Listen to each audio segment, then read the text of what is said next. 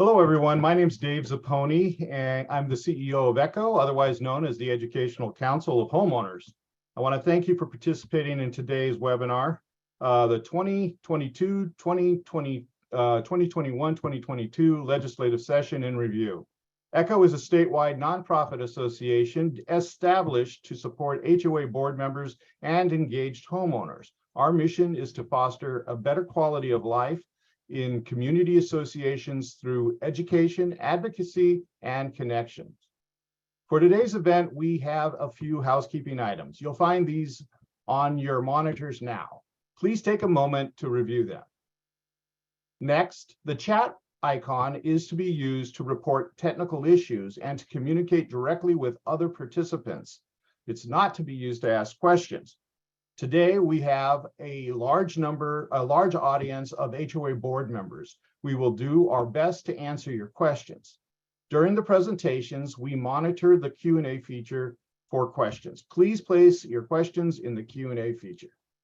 To help us select the most relevant questions, please use the thumbs up icon found in the bottom corner of your screen. Simply click the upvote icon to vote for your favorite questions, and we'll try to get to those.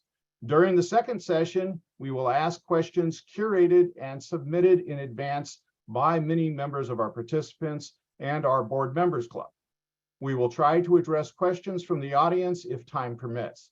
Please keep your questions short and general in nature. Questions about specific situations are better asked of the attorney serving your association or another appropriate industry expert familiar with your situation. I will respond in writing to some questions in the Q&A feature during the presentation. All other questions will be answered during the session after the general session. Now for the disclaimer. None of what is said during the seminar shall be construed as specific legal or expert advice from the speaker, sponsors, or ECHO. If you wish specific advice, we encourage you to contact your attorney or another suitable expert. The information we provide during this webinar is educational in nature and should not be relied upon for specific decision-making purposes. Thank you. Today we have several sponsors. Please join me in thanking our premier sponsor, Kevin Boland Insurance Agency. Our program sponsor is Heritage Bank of Commerce, and Q&A sponsor is Silver Creek Association Management. The registration sponsors are Levy Erlinger and Company, LLP, CPAs, and Restoration Management Company. And now we will hear a few words from our premier sponsor, the Kevin Boland Insurance Agency. Kevin, unfortunately, is out. He had a little accident, so I would like to say a couple words about the Farmers Insurance Agency, or the Farmers Insurance that he represents. Kevin has been a longtime supporter of ECHO. He's a wonderful guy. He is also the president of his HOA. If you have questions about HOA insurance, Kevin's the expert. Please give him a call, and we certainly appreciate his continued support of ECHO and ECHO activities. And now we will hear a few words from our program sponsor, the Heritage Bank of Commerce. Chris, let's hear about it.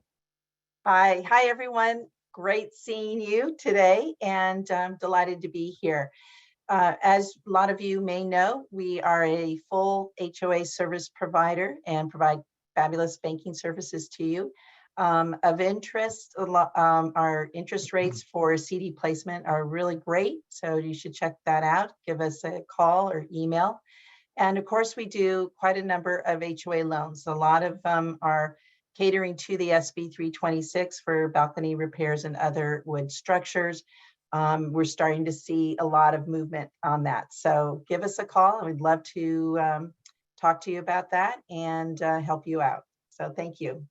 Thank you, Chris. And Heritage Bank of Commerce is truly an HOA specialist. So thank you for the Heritage Bank of Commerce supporting this program today. For our first session, Nathan McGuire, Esquire of Adams Sterling is here today. And yes, the Sterling in his law firm's name is the same as the Sterling of Davis Sterling Act. Nathan has extensive experience providing general counsel service for common interest developments, regularly assisting residential and commercial associations in interpreting and enforcement of governing documents, amending and restating these governing documents, and counseling boards on keeping in compliance with applicable laws. Please, Nathan, take it away. Thanks, Dave. I'm very happy to be here, and I'm honored to be here with Zach. This is a great opportunity, and I appreciate everyone being here. I've had a particular interest in legislation for my entire career, basically, and so I am really excited to be giving this this update. So let's go ahead, Connor, with the next slide. And so we're going to start today with the bills from 2021 that, unless otherwise noted, became effective January 1st of 2022. And then we're going to talk about the bills that were passed this year in 2022, which become effective, unless otherwise noted, in January 1st of 2023. So because this is a 2-year session, and in fact, last year actually had some more of the impactful legislation that we're going to talk about, we wanted to cover the entire 2-year legislative session, and Zach will talk more about how that works later. But for now, let's just jump right into the bills. So first, we'll talk about Assembly Bill 468 related to emotional support animals. This is a bill that was designed to target this cottage industry of sort of people who are inclined to take advantage of the emotional support and service animal situation. And so it imposed a few requirements. One is that the healthcare provider must be licensed, that they have to have had at least a 30-day relationship with the patient. So that means this whole going online and filling out a form, or just a quick phone call to a brand new, service provider that the patient has never met with before, that is going away. And they must actually complete a clinical evaluation of the patient. So they have to talk to them, they have to ask them questions. And sort of unrelated to HOAs, but the bill also puts restrictions on the sale of tags and markers, vests and things like that for service animals, because it's been abused where people will just buy a vest off of Amazon and call their animal a support animal and things like that. So what's the takeaway for HOAs? The bottom line is the association can ask for this letter, that the association can have rules related to emotional support animals, and can verify that the provider met the criteria that is specified in the legislation. So I think this will help sort of curb the abuse across the state in terms of how emotional support animals are used, because it's really important that we respect the spirit of the law, and that it is used for for its actual intended use and isn't abused. So let's move on to the next bill. Assembly Bill 502, this is a hot topic. This is election by acclamation. We used to call this acclamation years ago, and then sort of as an industry, we decided that wasn't quite the correct term. We started referring to them, at least in my firm, as uncontested elections. And then the legislature, when they got around to AB 502, started calling it election by acclamation again. So we're good to call it election by acclamation. And there's a process that must be followed. The year prior, there was a bill that allowed election by acclamation for extraordinarily large associations, 6,000, I think it's 6,000 units. And so this bill basically makes that, eliminates that number. So associations of any size can use election by acclamation. It extends the time period for better or worse, it extends the time period of the election. And so there's some hoops that you have to jump through. if you want to use election by acclamation or preserve it as an option, you have to start on the front end of the election process following the steps that are required. So those steps include, obviously, that it's an uncontested election. In other words, there are less or equal candidates as open seats in the election, and that the association has held a regular election in the past 3 years. So if it's been 5 years and you haven't been able to have an election because of lack of quorum or things like that, then you don't qualify to be able to use election by acclamation. And 90 days prior to the deadline for nominations, you have to give notice of the election procedures and the number of open seats. So this basically turns the election, which used to be about 4 months, into a 6-month process if you want to avail yourself of the opportunity to use election by acclamation. And then one of the last requirements is a reminder sometime 7 to 30 days prior to the deadline, which includes the list of nominees.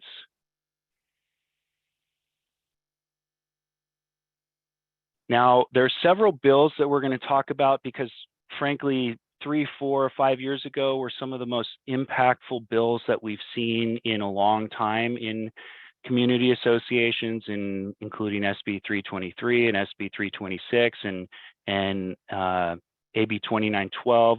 I'm not going to go into detail, AB 3182. I'm not going to go into tons of detail on that, other than to say that some of the bills we're going to talk about this morning are related to sort of cleanup of those bills. And so SB 432 is an election cleanup bill. It clarifies that term limits are allowed. It clarifies that a nominee must comply with a payment plan. You have to include name and address of candidates in the candidate list. Appointed directors must meet the same qualifications as candidates. So there was kind of a loophole there because SB 323, the election bill from a couple of years ago, talked about qualifications for nominees, but it didn't specify whether an appointee has to meet the same qualifications as a candidate for standing for election. So that clarifies that issue.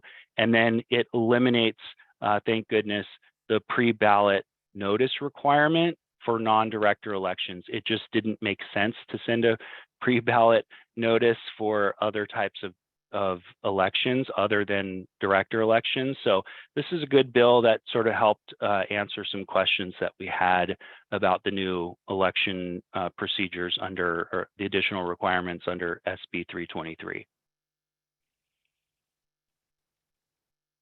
And SB 432, this is a recall cleanup, also kind of issues related to some prior legislation where we had a conflict between laws related to recalls, because in a recall situation, the association has, upon receipt of a petition, a certain amount of time in which to schedule the recall election, but there wasn't enough time to fit it into the 120 days that it takes to have an election. So the recall meeting date is changed from a range of 35 to 150 days now instead of 90 days. So now the entire recall process and election can be completed within the time frame required, and we don't have to make the difficult choice of which timeline to comply with.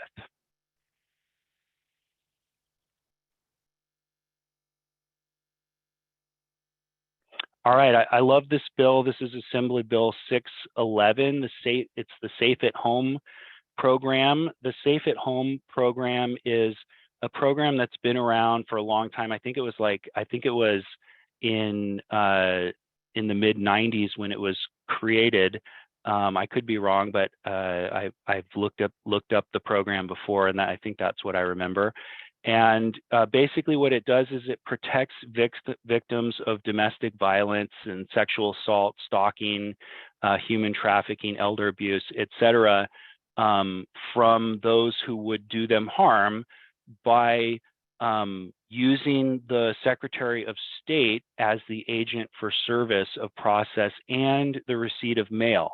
And so in this fashion, it actually keeps the Safe at Home program participant, it keeps their address completely confidential. All of their mail, all the records, everything that someone could easily find shows the Secretary of State's address.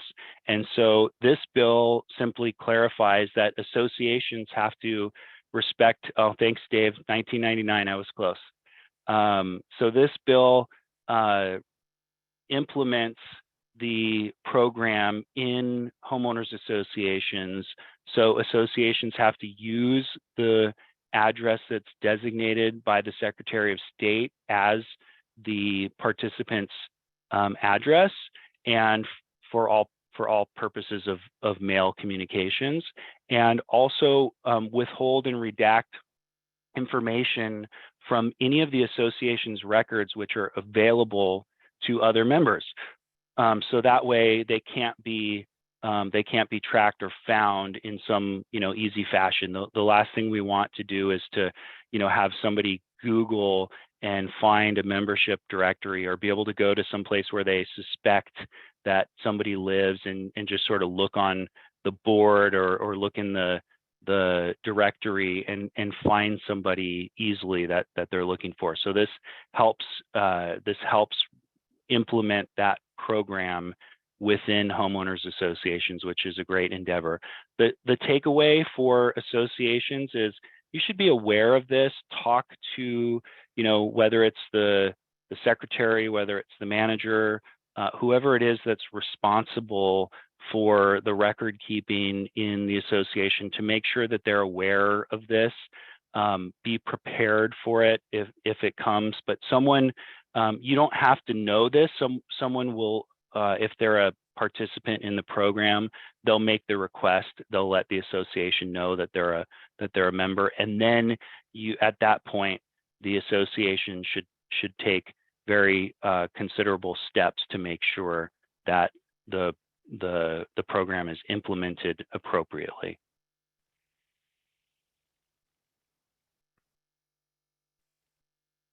Another cleanup bill, Assembly Bill 1101. This is a cleanup bill to AB 2912 from a couple years back, which implemented protections for fraud and embezzlement and required insurance and things like that, to try to not only prevent fraud and embezzlement within homeowners associations, but also to protect them after the fact if there is fraud and embezzlement through the requirement for appropriate insurance. Unfortunately, associations have been a target of fraud and embezzlement over the years, and in California, that's been no different for our HOAs. And so this tweaks some of the requirements.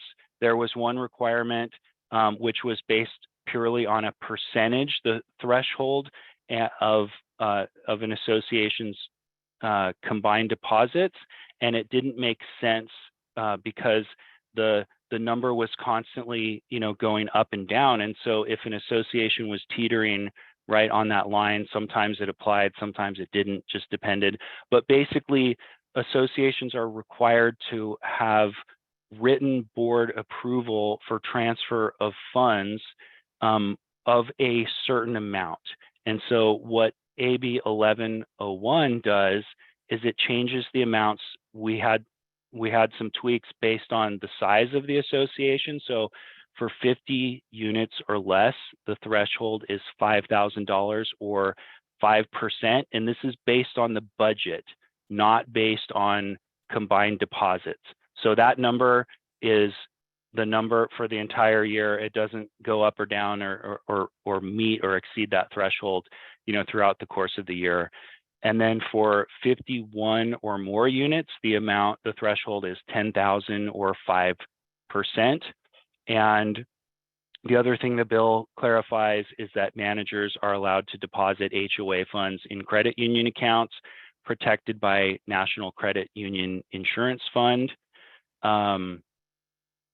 And so one of the things that many associations have been doing to comply with AB 2912, especially associations that don't meet monthly, is to authorize or pre-authorize some of the common transfers that happen throughout the course of the year in advance. So if you know that, you know, the landscaper gets paid $6,000 every you know, every month, and the board only meets quarterly, how are we going to authorize this transfer? You can authorize it by a written resolution in advance to approve them. Anything that's non-recurring that comes up, whether it's a construction contract payment or something that's due, those transfers have to be approved on an ad hoc basis at, you know, at a board meeting. And then continuing on with, oh, go back one.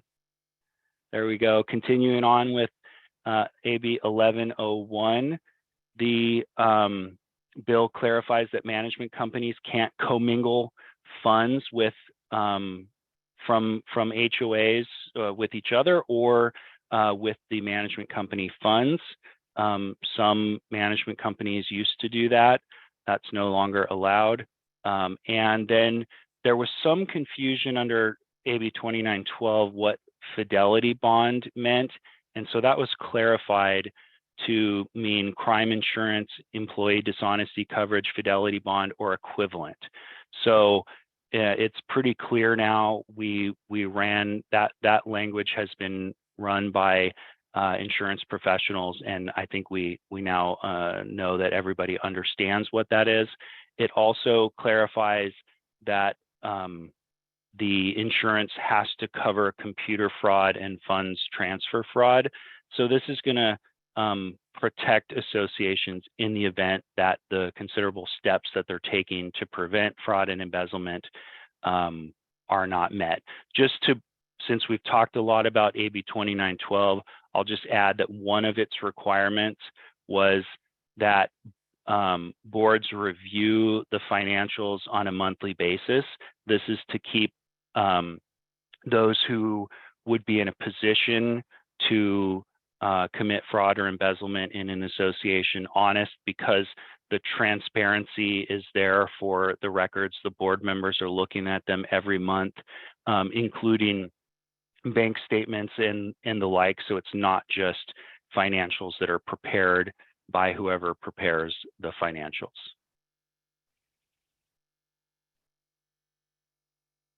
Okay, so we've seen a number of bills related to solar energy systems. The most recent was AB 1124, which eliminated the requirement that solar panels be on a building.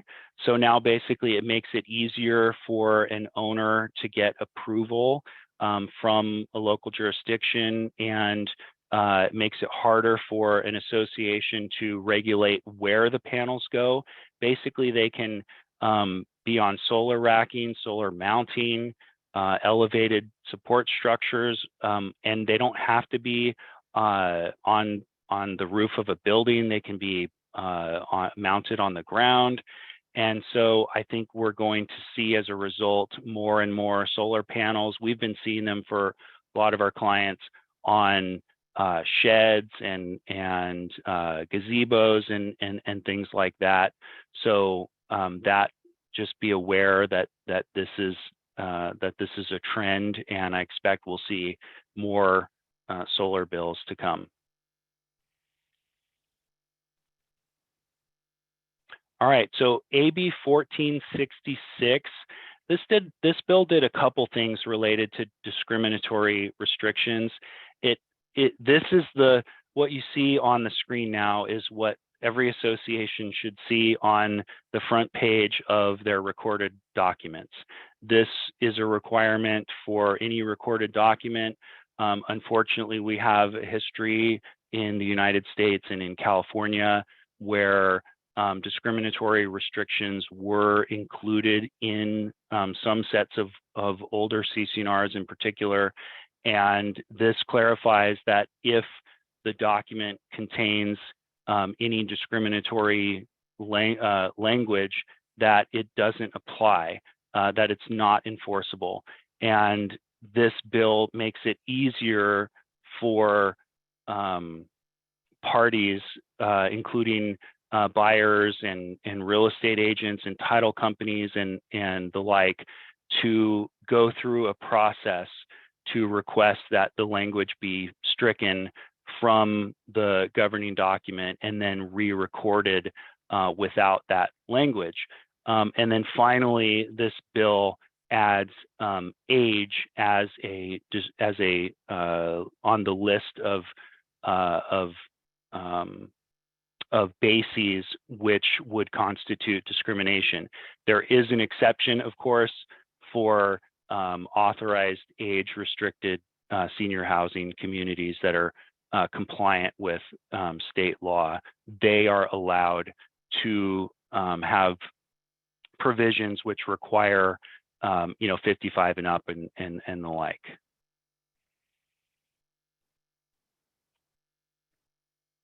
Okay, AB 1584. This is another cleanup bill to the bill AB 3182, which you may recall imposed significant restrictions on an association's ability to regulate rentals in HOAs. And this AB 3182 was very different in the sense that for the first time, it was a bill that required associations to amend their governing documents if they conflicted with the law in terms of what AB 3182's requirements were under the Davis-Sterling Act. And so this bill extended the time period for associations to conform their documents. And we also, one of the other big problems that we had with AB 3182 was that it didn't specify how an association would go about amending their governing documents, especially the CC&Rs. As we all know, CC&Rs are required, changes to CC&Rs are typically required to be approved by a vote of the members. And so we were very concerned about how we go about doing this. Do we need to get a vote of the members? What if the vote fails? Are we going to be penalized? There actually were financial penalties and other negative implications if an association didn't conform their documents. And so this bill thankfully clarified that the board can actually amend the restrictions out of their governing documents through a process that is very similar to a rule adoption or rule change process, where we give 28 days notice and consider member input. And of course, the association is strictly limited to changing the language in the documents to conform to the requirements of AB 3182. And so this thankfully clarified that there is a process. We don't have to worry about getting member approval and potentially having that fail due to apathy or otherwise. And so that's a good thing. Of course, if you want to implement rental restrictions, there's lots of hoops to jump through. There's limitations. They only apply, for example, new restrictions only apply to owners who purchase after, and all existing owners are legacied in to be able to rent. So if you were to implement rental restrictions at this point, it would take quite a long time for them as the community turns over and units are sold for it to really make a big impact. So SB 9, I want to group in SB 10 here. This was big news in California last year. That the SB 9 was a bill that required municipalities to approve a duplex on a single family lot, basically to take a single family lot and split it into two. SB 10 was a similar bill, which does allow a local jurisdiction to approve on a single family zoned lot a multifamily dwelling that could include like up to 10 units. And so this was kind of this was controversial in the HOA world because it was taking creating density where none was planned, kind of the issue that many associations have with ADUs. And so there was a lot of controversy, a lot of opposition surrounding SB 9 and SB 10. With respect to SB 9, Senator Atkins wrote a letter to the Senate Journal indicating her belief that this bill does not apply to HOAs in the sense that it doesn't override an HOA's governing document restrictions. So if an association has restrictions that would prohibit lot splitting, they still apply. If they don't, then it's kind of an open question and there's some ambiguity there. If an association's governing documents are silent and the local jurisdiction approves a lot split, does the association have to accept it? I would say that's definitely, I have my opinions on that, but that's definitely a question that you should consult with legal counsel on that.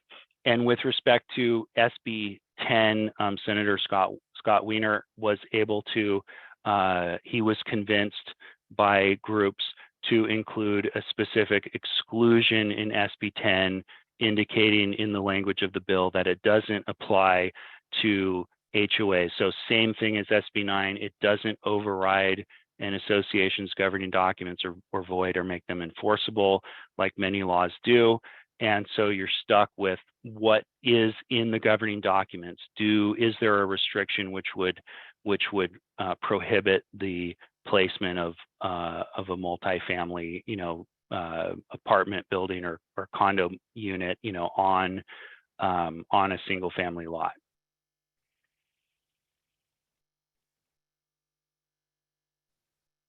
Okay, SB 391. This is a good bill. This is related to the pandemic, and so it clarified, like Governor Newsom did with local agencies and the like, that associations could have during the pandemic and an entirely virtual meeting. And it imposes some requirements that have to be followed in order to qualify for doing that. So many of you may know, just backing up a second, that the Davis-Sterling Act already allows hybrid meetings, hybrid virtual and in-person meetings, where there's a physical location requirement where at least one person has to go to the physical location. Members are allowed to go there, and as long as they can be heard and everybody can communicate as if it were an in-person meeting, that's okay. But during the pandemic, a lot of people were concerned about going to a place and having an open invite for hundreds of people potentially to come. It just didn't make sense when other entities, agencies, and the like were not subject to a similar requirement. And so the law requires clear instructions for participants. There has to be a phone and email for technical assistance, and there must be a telephone dial-in option. So it can't be just on Zoom without the phone number dial-in option. It also requires roll call votes. So what that means is associations when directors are all on Zoom and the chair of the meeting calls for the vote, sometimes it's hard to tell or hard for the members, or especially members who have called in by phone, to hear who voted in favor, who voted against, and things like that. So the chair, in terms of calling for the vote, has to go one by one through each director to ask them to cast their vote. And so that way the members, especially those on phone, know who voted and how they voted in the meeting. And then for meetings where ballots are going to be counted, it has to be by video, and the camera has to be placed in a location which allows the members to witness the inspector counting votes. There was a lot of discussion about how this would happen and whether the inspector would have to show, the votes on camera as they're being counted. But especially because of larger associations, some in the thousands, it would literally potentially take days to go through and show and to provide a video record of that. So it's basically like the camera's looking over the shoulder of the election inspector. They have to see the counting, but they don't have to be able to necessarily see every single vote as it's being cast. And it's important, I'll just clarify, because I don't know if I said this, but this is only allowed during a declared emergency, and the association on the front end has to let the members know this is what we're going to do. So for those who have been following along, it's been announced that Governor Newsom is going to end the declared state of emergency due to the COVID-19 pandemic on February 28th of 2023. So mark that date in your calendar for those associations that have been using entirely virtual meetings and dispensing with the physical location. On that date, you will have to go back to having a physical location, and you will have to, you can continue to have your meetings by Zoom or whatever, but there has to be a physical location that members are able to go to be able to participate in person. Okay, SB 392, this is a document delivery bill.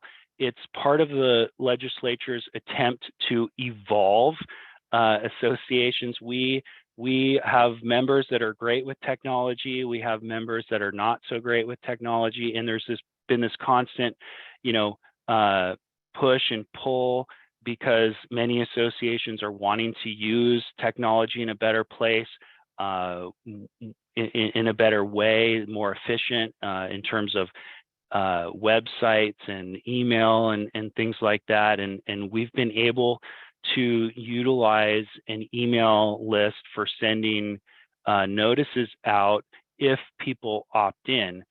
What this bill does is it takes a couple of steps further in that direction. And so it requires associations to, on an annual basis, reach out to members. And there's this concept of a preferred delivery method.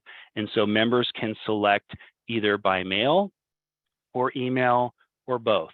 And starting in 2023, so we had a year to figure this out, HOAs are required to now deliver, again, as of 2023, HOAs will be required to deliver documents by the preferred method requested by the member. If their email bounces, then you have to actually take some steps to try an alternative to communicate with them. It's not enough. It's not like the mail. The mail right now, if you send it to somebody, to their, to the address that they have on file, then it constitutes legal notice. If it comes back, you're not required to track them down or hire a private investigator or anything like that. It's it's been deemed received.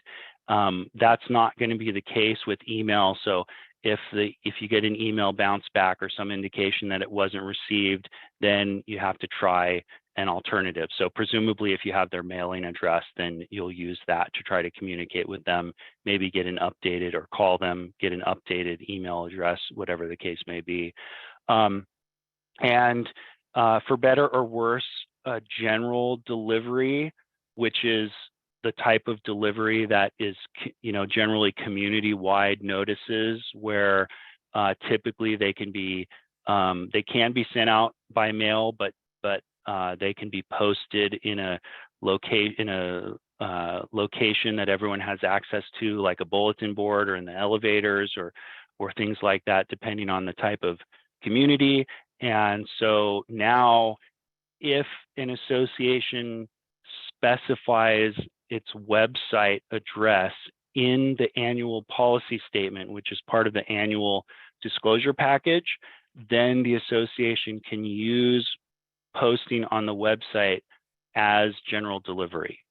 So that's going to help for associations that are, running to the bulletin board, and people don't always go to the bulletin board. People don't see it. It's not as easy to see.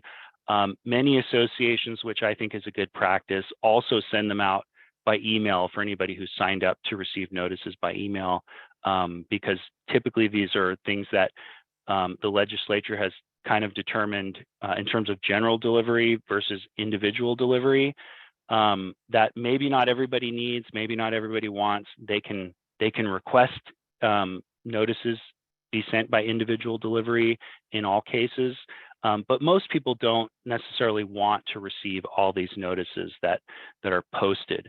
And so associations get to save money on the mailing by not having to mail every single little thing, notices of meetings, agendas, and things like that.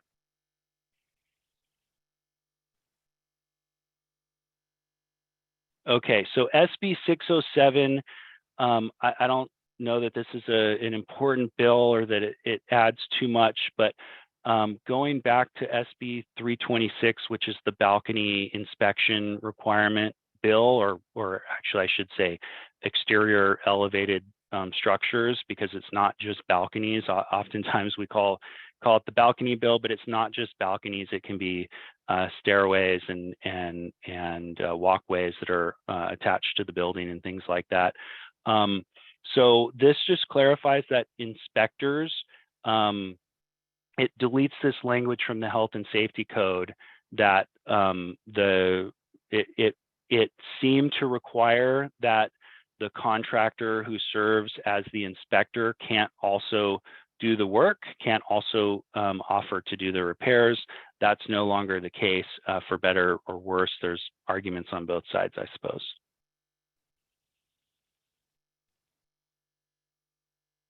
Okay, now we get to talk about some things that hopefully you maybe haven't heard of. That was hopefully a review for some of you. But now we're going to talk about this year's bills, which are going to become effective January 1st of 2023. So the one everyone's been talking about for 2 years is AB 1410. This bill, we called it the kitchen sink bill, because it just had a ton of things in it when it was first introduced in the legislature. This is a 2-year bill, so it started in the first year of this legislative session, and it does a few things. It like I said, it was like the kitchen sink bill in the beginning, and it's been narrowed down and narrowed down and narrowed down and narrowed down until we have what it is now. As passed, it covers a couple things. So one of the most important, one of the sort of buzzy things that it covers is social media. So members and residents are allowed to use social media to criticize the association. I hope that was always the case. I don't think there's ever any credible argument that an association had that they should be able to regulate criticism on social media of an association. but this is making it crystal clear. So for those associations that were off the rails and trying to do, trying to limit speech in that fashion, it's very clear they can't do that. And associations cannot retaliate against someone for exercising their free speech rights to criticize the association. So you can't then, just because someone's posting on social media that they don't like the association can't retaliate against them, start a campaign, against them to impose disciplinary action or, things like that, that are clearly as a result of the criticism that the association has been receiving on social media. So I know boards, depending on the community, tend to hate next door, things like that. There's a lot of tactics that we can recommend and things like that in terms of how to strike the right balance of communication and transparency and things like that. I guess for me, the golden rule is if the association doesn't communicate in a transparent way and let members know what's going on, then members will communicate on their own and speculate, and that's when things can spiral out of control in terms of the distrust that some associations suffer from. So let's talk more about AB 1410 on the next slide. The other thing that AB 1410 does is that it restricts associations from taking enforcement actions during a declared emergency. And this is an important if the emergency makes it unsafe or impossible for the homeowner to either prevent or fix the violation. So in other words, if there's a drought and members are restricted from washing from power washing their homes or from watering plants on certain days or things like that, an association can't enforce against the member if they're prevented because of a declared emergency from complying with the requirement.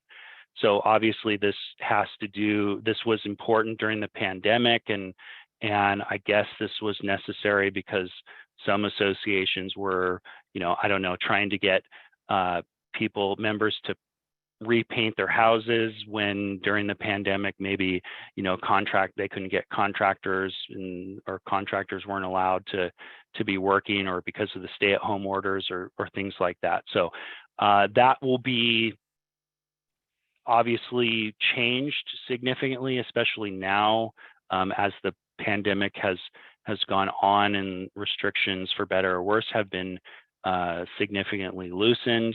And so I don't know that this is going to come into play a lot, but it's something that you should definitely be aware of.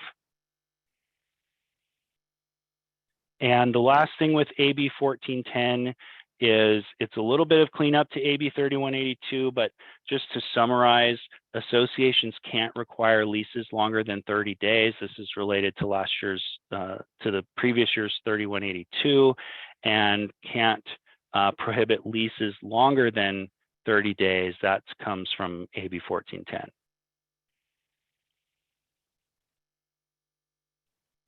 So another interesting bill, this is going to fit right into the state's public policy related to increasing the housing supply in California. And so basically we're gonna see more and more bills. I think we've seen at least a dozen ADU bills in the last 4 or 5 years. And then you've got bills like SB 9 and SB 10 that we already talked about, sort of poking apart the single family zoning scheme. And this is another bill along those lines. It streamlines the process for the city or county to approve reconfiguring an existing house to create more bedrooms. So basically there's a process for people to go to their local jurisdiction and request room modifications. And this bill makes it easier sort of to go through the ministerial process of, obviously this relates to ADUs. It can be whether it's taking, a living room and turning it into bedrooms. It's part of the state's plan to put more density into existing housing. And so just be mindful of this. It doesn't directly apply to HOAs. Like SB 9 and SB 10, it doesn't override an association's governing documents, but something that definitely you need to be aware of, because you may be seeing this happening in communities. Now we get to talk about everyone's favorite topic the last couple of years, accessory dwelling units. SB 897 is a massive bill related to accessory dwelling units. It eliminates numerous restrictions on ADUs. Again, this is a bill that applies to local agencies. So when someone's going to the city or county to get to apply to construct an ADU, basically eliminates a lot of the red tape. It makes it easier for an owner to demolish a garage and replace it with an ADU, or convert their garage to an ADU, as we've been seeing with what we call JADUs, or junior accessory dwelling units under the government code. It increases the height of ADUs that can be allowed, actually up to 25 feet. So there's a couple of different thresholds here. I'm not going to go into tons of detail, but the minimum height is 16 feet. There's circumstances where it can be up to 18 feet when it relates to when the location of the ADU is within a certain distance of a transit center or things like that. And then if necessary to match the existing height of the home, an ADU can be up to 25 feet and match the roof line of the existing home. And then there's another interesting requirement in the bill where it basically eliminates any subjective criteria on the local level. And so decisions by a public official have to be objective.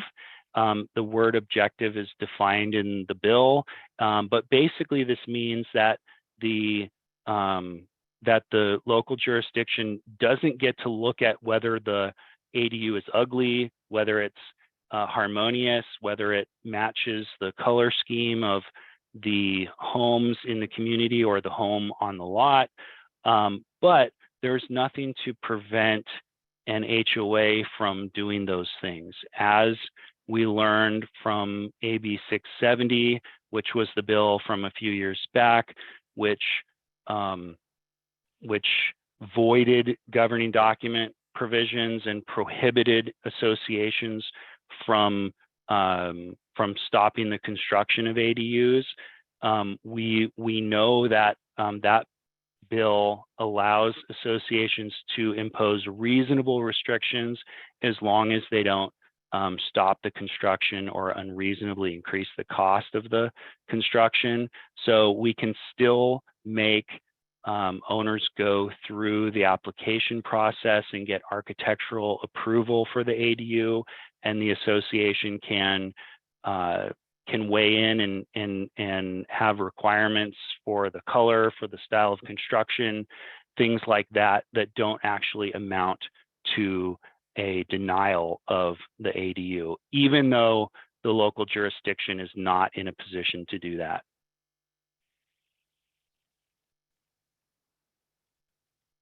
AB 1738, are you seeing a trend here?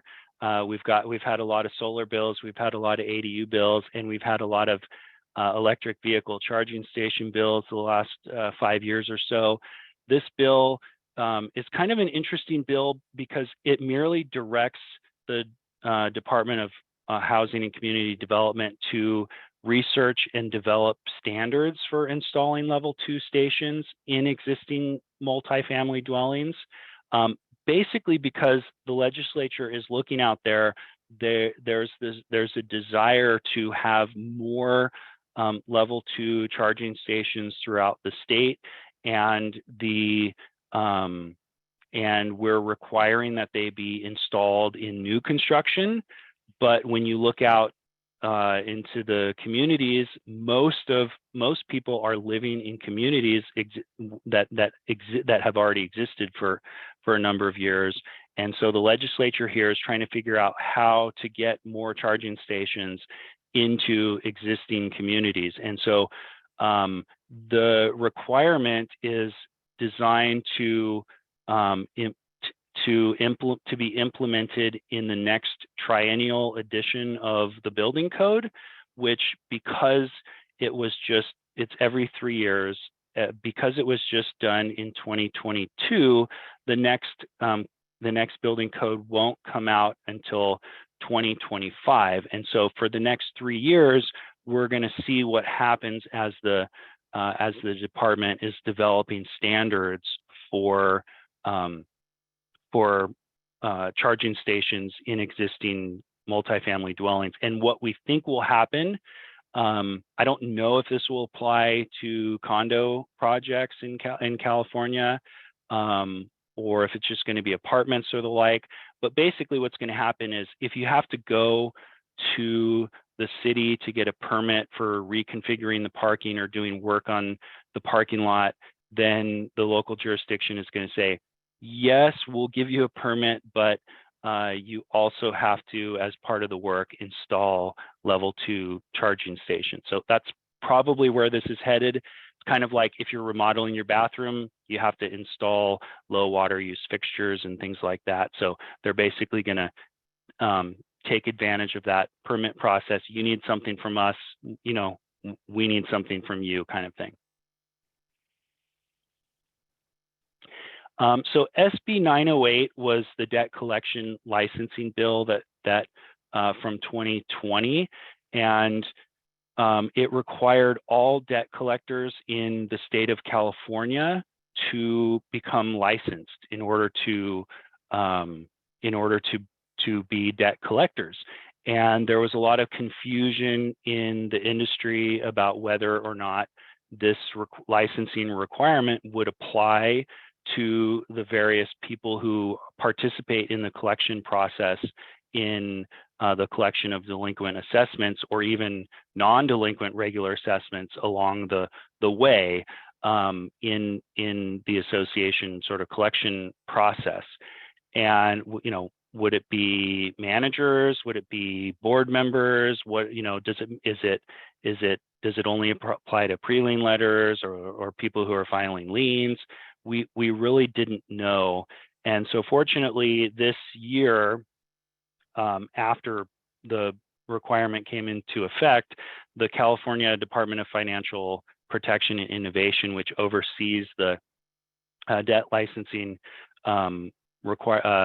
program, clarified that routine assessment collection activities do not require licensing. And that's because under the California Rosenthal, the Rosenthal Act, which is kind of like the state version of the Fair Debt Collection Practices Act on the federal level, a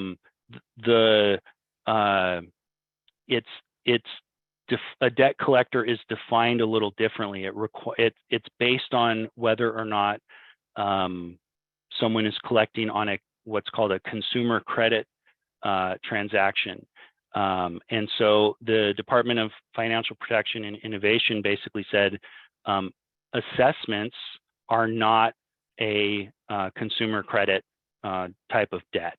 And so our understanding at this point is that there's no requirement, nobody in the business of collecting HOA assessments is required to be licensed. Of course, there's companies that do other kinds of debt collection and the like, and they are required to be licensed. And then the other major development, which is not legislation this year, but I think I'd be remiss if I didn't bring it up. We didn't talk about it at all. Fannie Mae and Freddie Mac revised their lender guidelines related to building inspections, deferred maintenance, structural integrity and safety issues and the like. And they required a new addendum to be filled out and signed by some human being. And the questions are very, very difficult to answer. There's tons of ambiguity. It asks questions about things that boards are typically unqualified to answer. Managers are typically unqualified to answer. And so there's a lot of concern that the person who signs these, would be responsible if something unfortunate like Champlain Towers happened here in California. And yet this is an important, for many associations, access to Fannie Mae and Freddie Mac financing is for loans and refinances is a critical lifeblood. And to not have access to Fannie and Freddie loans would potentially significantly affect the values in some communities. And so there's been a lot of debate in in circles about whether associations should respond to these lender questionnaires or not. And some associations have decided not to respond. My opinion is that it's okay to respond as long as you're very careful. Boards should work with legal counsel to develop language which sufficiently protects the association and the individual signing the questionnaire response, the addendum response, so that it's based on, it's clear that it's based on the information as you know it, not necessarily based on some extensive investigation that never happened or things like that. And so we've been working as many have to try to work on the federal level to get Fannie Mae and Freddie Mac and the agency that oversees them to amend the addendum and revise the guidelines to make it more straightforward. It's just sort of an example of people who aren't in the business writing the requirements and then not understanding the unintended consequences. And for what it's worth, we've heard unofficially from Fannie and Freddie representatives that they're desperately trying and want to amend the guidelines in the addendum, but there's a lot of bureaucracy that's involved. And so that's being worked on at the federal level, and there's some legislators that are pressuring to get that done. And so just a reminder, we've talked about SB 326, elevated structure inspections. This is Civil Code 5551. The deadline is coming up January 1st, 2025. I know it's still a couple years off, but it's been, costs have been going up. It's been difficult to get inspectors lined up. And so I would definitely recommend that you get on this if you're subject to this requirement. If you're not sure if you're subject to this requirement, talk to your attorney, find out, because there's going to be significant consequences. And if the deadline is missed, that's one of the questions that they ambiguously try to ask on the Fannie Freddie addendum. And so just be mindful that that's coming up. We don't want to forget about it. I've been telling clients all the time, have you done your SB 326 inspections? So just be mindful of that. And that's it for this session's bills. It's been fun. I saw some questions coming in. I'm looking forward to it, to answering some of them. Well, that was an avalanche of bills, and I don't know how HOAs can and boards can stay on top of all of this. It just seems like it's a lot. And frankly, this last year was a little bit of a reprieve, but we're changing all the time. We're changing the housing market in California in particular. We're trying to deal with some of these very difficult issues. And I want to say thanks to you, Nathan, for everything you've done here and presented. We very much appreciate it. Now, for the audience, we do look at the Q&A section, our feature in online here. If you wouldn't mind going into the Q&A and picking the upvote, your favorite questions, and just push the upvote, which is the thumbs up. Let's see, I'll do this. Thumbs up icon in the bottom left of your screen. That'll help us pick the questions to ask. If you wouldn't mind doing that right now. And Nathan, maybe you can, while they're doing that, maybe you can comment a little bit about the avalanche of legislation and how HOA boards can stay on top of all of these changes in the law.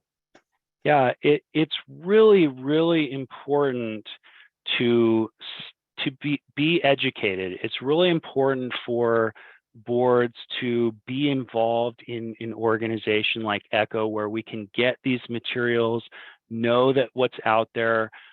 It's, for some associations, the ones that are professionally managed, presumably managers are involved more and hopefully have better, easier access to information. But we represent a lot of self-managed associations, and they really struggle to keep up with this.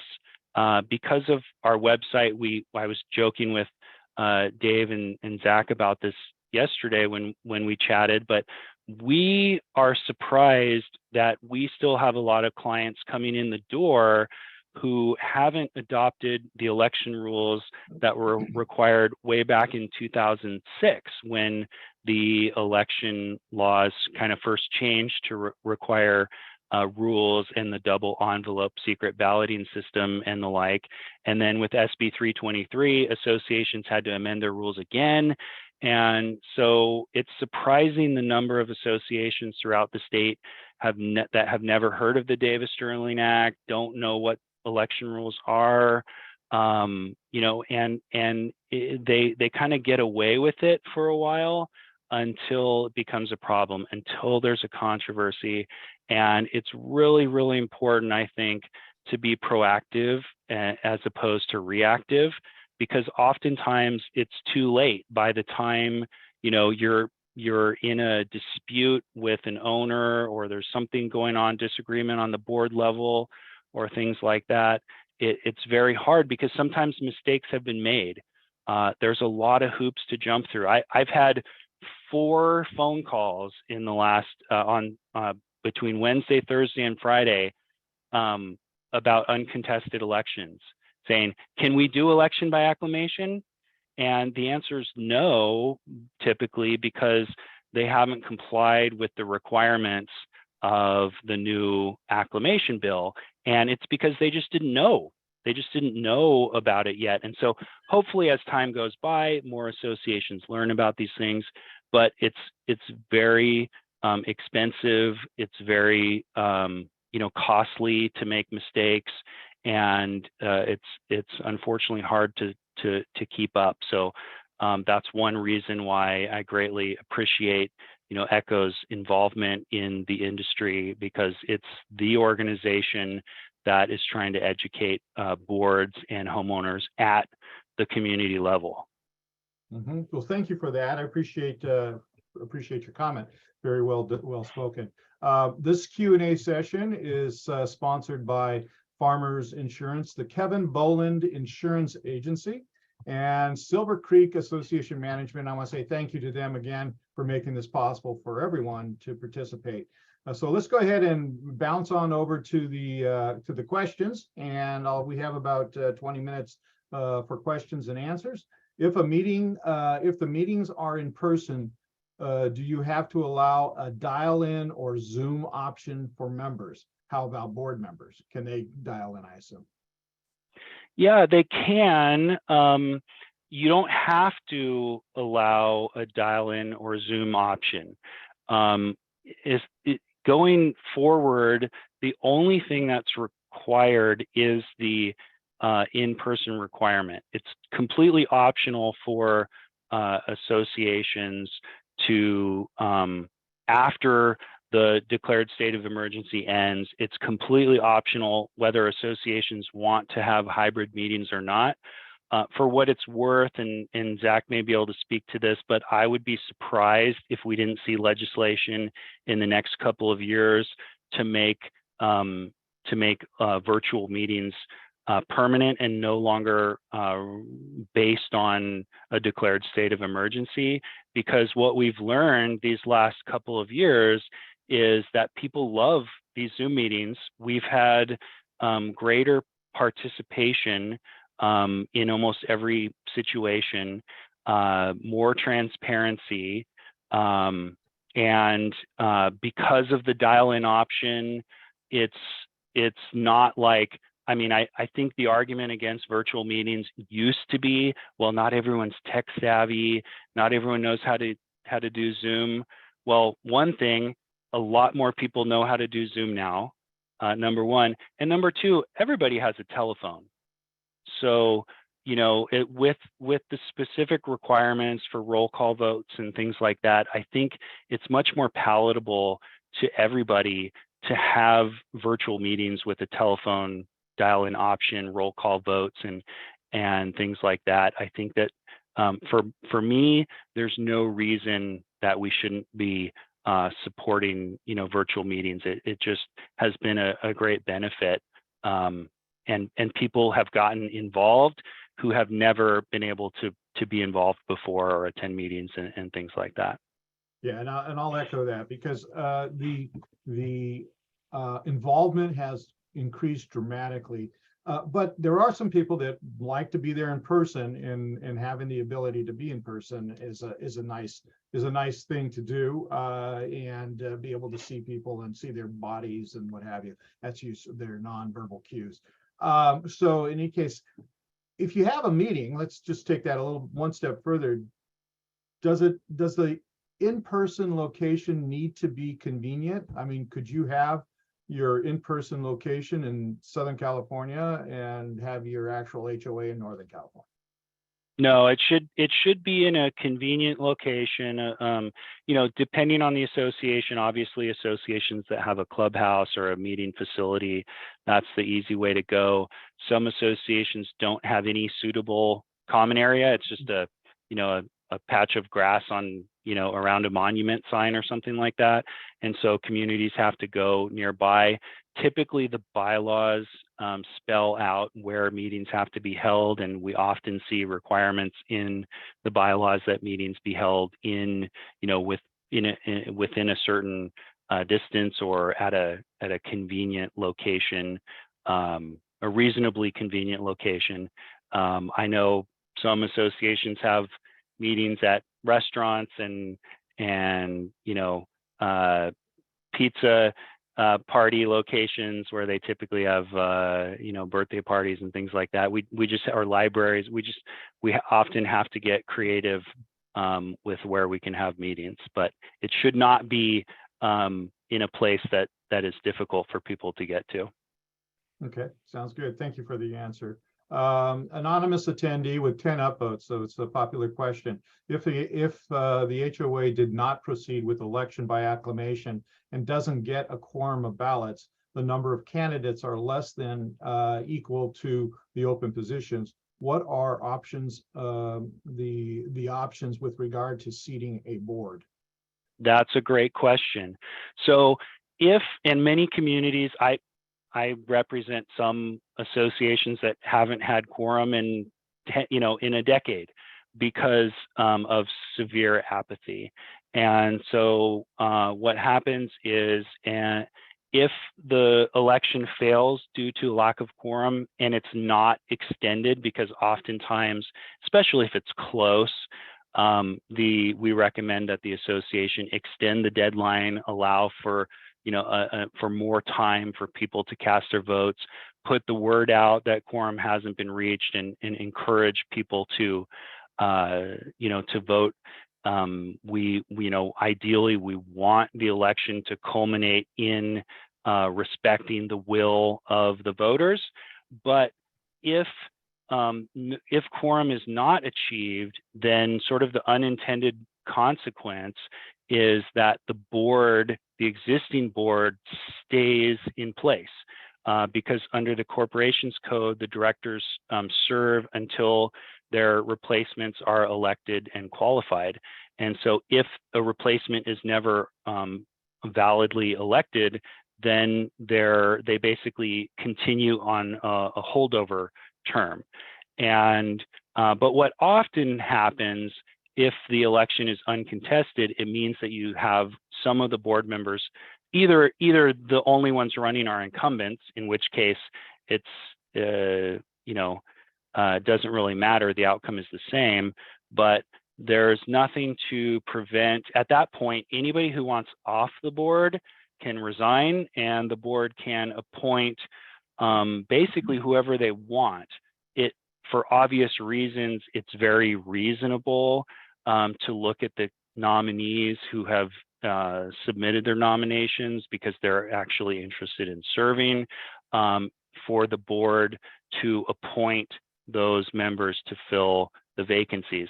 Of course, they're not required to, and it may happen that there's a candidate that the board isn't comfortable with, that they don't think would be a good director, and there's nothing to prevent the board from passing over that person, because a willingness to serve is not necessarily, sometimes all we care about is a heartbeat, but that's not always the case. Yeah, and so I just want to make a note to the listeners here that we just jumped from the Davis-Sterling Act and the electrical rules there to the California Corporations Code. So there are different bodies of law that you have to know about in managing an association.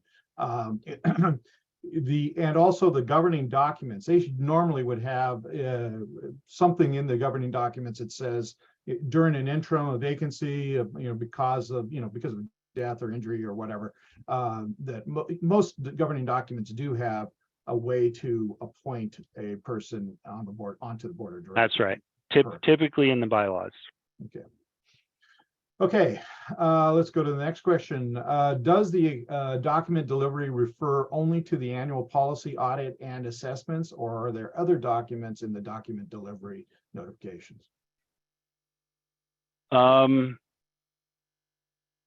No, there are several instances throughout the Davis-Sterling Act which use which differentiate between what's called individual delivery and general delivery. And so, for example, hearing notices, things like that have to be sent by individual delivery, which if a member has opted in to receive notices by email for individual delivery, then they can be sent that way. Of course, the most expensive and most, arguably important notice is the annual disclosures, the budget and the like. So, and then there's several things that are allowed to be sent by general delivery, including meeting postings and rule adoption notices and things like that. Okay, thank you for that. Does AB 916 allow condominium owners to convert their garages to bedrooms or living spaces? And before we move off of that, people use these, Assembly Bill 916. They use AB 916. If you could explain what that is, just kind of a common term before just saying AB 916, that'd be great. Yeah, so I mean, really, the more important bill on this topic is AB 670, which was the bill that basically said that associations can't stop the construction of ADUs and JADUs in HOAs. And I think it's important to clarify that we're not talking about condominium projects. There was some question about whether ADUs could be constructed on in a condominium project. The answer I think to that is no. But in terms of planned development projects, it is the case that associate that members can convert their garages. Typically, it would be a JADU, which is a junior accessory dwelling unit, which the government code requirement is that a JADU has to meet certain requirements, and they can be like 500 square feet. So we've seen a sort of small cottage industry popping up of contractors who are playing around with the idea of trying to make money by selling their services to members of to homeowners throughout California to specifically convert garages into JADUs. We've even seen one contractor offering to do it for free, or to build an ADU in the backyard, where the contractor would then take over the management of the ADU and rent it, and basically make the money off of the ADU until they've made their money back, plus whatever profit is built into that. So there's a lot of interesting, some positive, definitely some concerning trends as it relates to ADUs. It appears to me, and maybe Zach could comment on this at some point, that this whole ADU trend, that the legislature thinks that this could be an important mechanism to increase the housing supply in California. I'm not really seeing that happening. It may be that the case that it happens over time, but we're just seeing it here and there. Some communities obviously are more suitable for ADUs, but given the population and the sort of the housing crisis is out of control, I have my reservations about whether this is going to make a significant impact. And of course, and I mean in terms of the housing supply, because it definitely makes a significant impact, in communities. I mean, we've got people who are concerned about their neighbors building an ADU, and now there's parking issues, and there's increased wear and tear, and the clubhouse wasn't designed for was designed to be used by a certain number of people that we estimated that would live in the community, and if that goes up by 10% or 30-40% because of a significant number of ADUs installed in the community, then people are concerned about that and what those implications are. Yeah, and one of the next high votes is what do you do about the parking? I mean, is that part of the conversation you have in the HOA? Do they have to allow the parking, or can they say no parking? They're not allowed to bring cars if they have an ADU?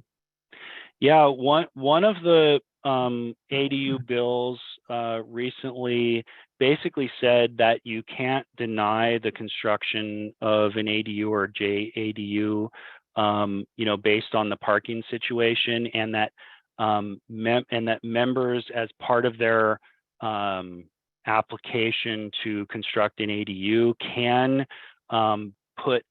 apply to put additional parking on the lot, and that the association basically can't stop them. So if you had an ADU and there needed to be, maybe the driveway needed to be, they wanted to expand the width of the driveway in order to accommodate an additional vehicle, even if that ran afoul of restrictions in the CC&Rs, the association can't stop that.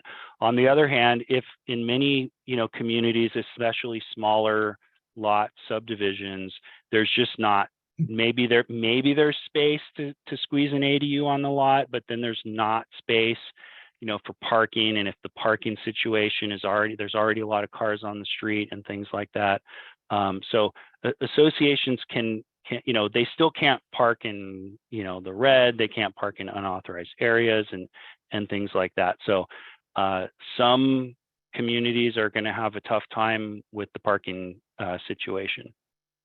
Yeah, makes sense. And I would assume that handicap parking would be a real problem. So that's a whole different kettle of fish. Okay, so here's a question from Charlene. I'm going to try to get this across as best I can. We receive monthly fees. Why can't we deduct the outstanding charges such as CC&R violations, late fees, and any other outstanding charges from those fees? And if anything's left, can we apply to their monthly association dues? So it's really violations, other fees that they have to pay versus their assessment. Can they just deduct it? And then that would obviously go on to their next month's bill. Yeah, there's a provision in the Davis-Sterling Act which requires that fees, that payments be applied first to assessments. Okay. And so it is what it is. Okay, thank you for that. And I'm going to go to the top here. AB 1011. Diane would like to know if it's 5,000 or 5%, whichever is less. Do you know that? Whichever is less. And that what is AB 1011 about? That's the cleanup bill for the electronic funds transfer.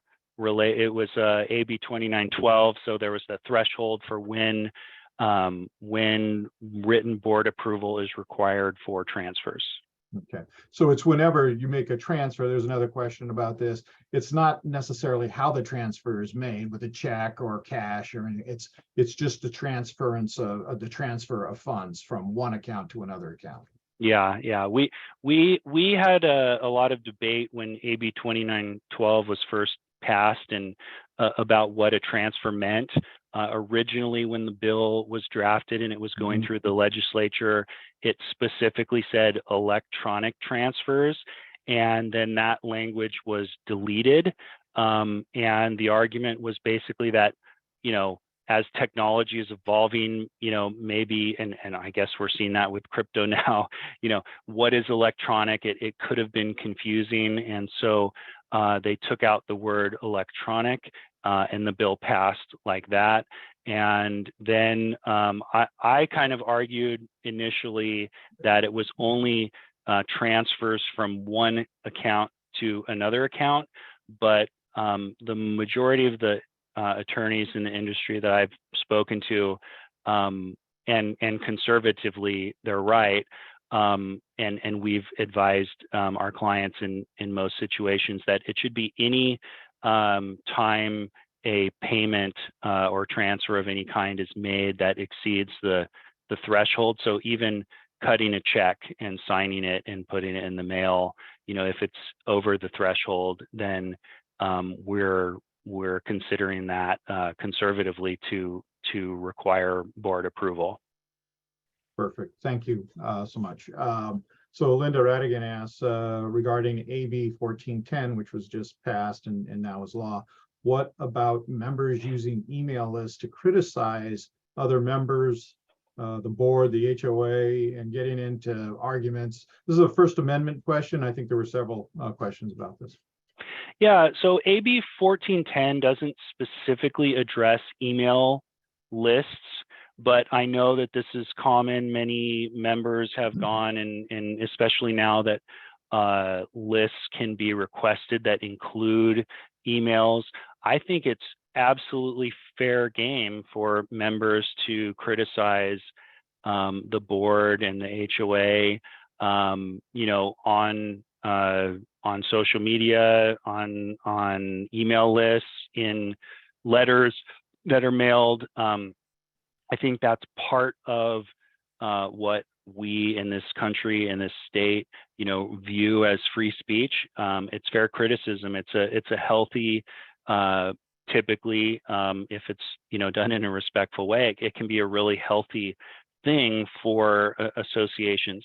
Of course, people think we call them free speech bullies. People sometimes think that their right to free speech is completely unfettered, and that's not the case. So, as long as, whether it's social media, whether it's mail, whether it's email lists, there's still, members still can't do things like defame the board members or others. So, and of course, free speech rights don't protect people from hate speech and things like that. So there's oftentimes gray area between what is free speech and what is and what is hate speech or defamatory speech. And so we unfortunately have to get involved in some of those things. So I think a little bit of respect goes a long way in these kinds of situations. And I hope everybody will remember that the vast majority of board members are serving because they want to serve their community, and very few are doing it for nefarious purposes or a power trip or things like that, although it does happen. Okay, so let's take one more question, and we'll move on to our next presenter. And we'll have Q&A after that presenter as well, so after Zach presents. So Annie had a follow-on to this, short follow-on on AB 1410.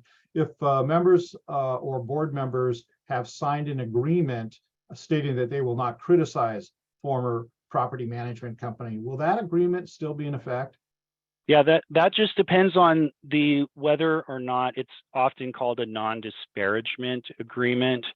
And oftentimes parties will enter into a comprehensive agreement, as they're departing, potentially on not the best of terms. And they'll include things like mutual releases, which basically means that, hey, we're not going to sue or come after each other. And non-disparagement agreements, which means we're not going to badmouth you. AB 1410 doesn't address that at all. And of course, so it would just be a matter of whether the non-disparagement provision in the agreement is valid. And based on the fact pattern here, I have no reason to believe that it's not valid. So bottom line is it would not be affected under AB 1410. Okay, well, thank you, Nathan. We appreciate it. And you're going to be staying around for the next presentation and helping maybe address or ask some questions of Zach. So we appreciate your time. And those were just awesome questions from all the participants today. Thank you for those. We will now move into our second session of the day, featuring Zach Castillo-Krings. Zach is the Legislative Director for Assembly Member Buffy Wicks. Zach, I'll let you say a few more words about yourself, a little bit about your background, and then you can go ahead and begin your presentation. Thank you so much.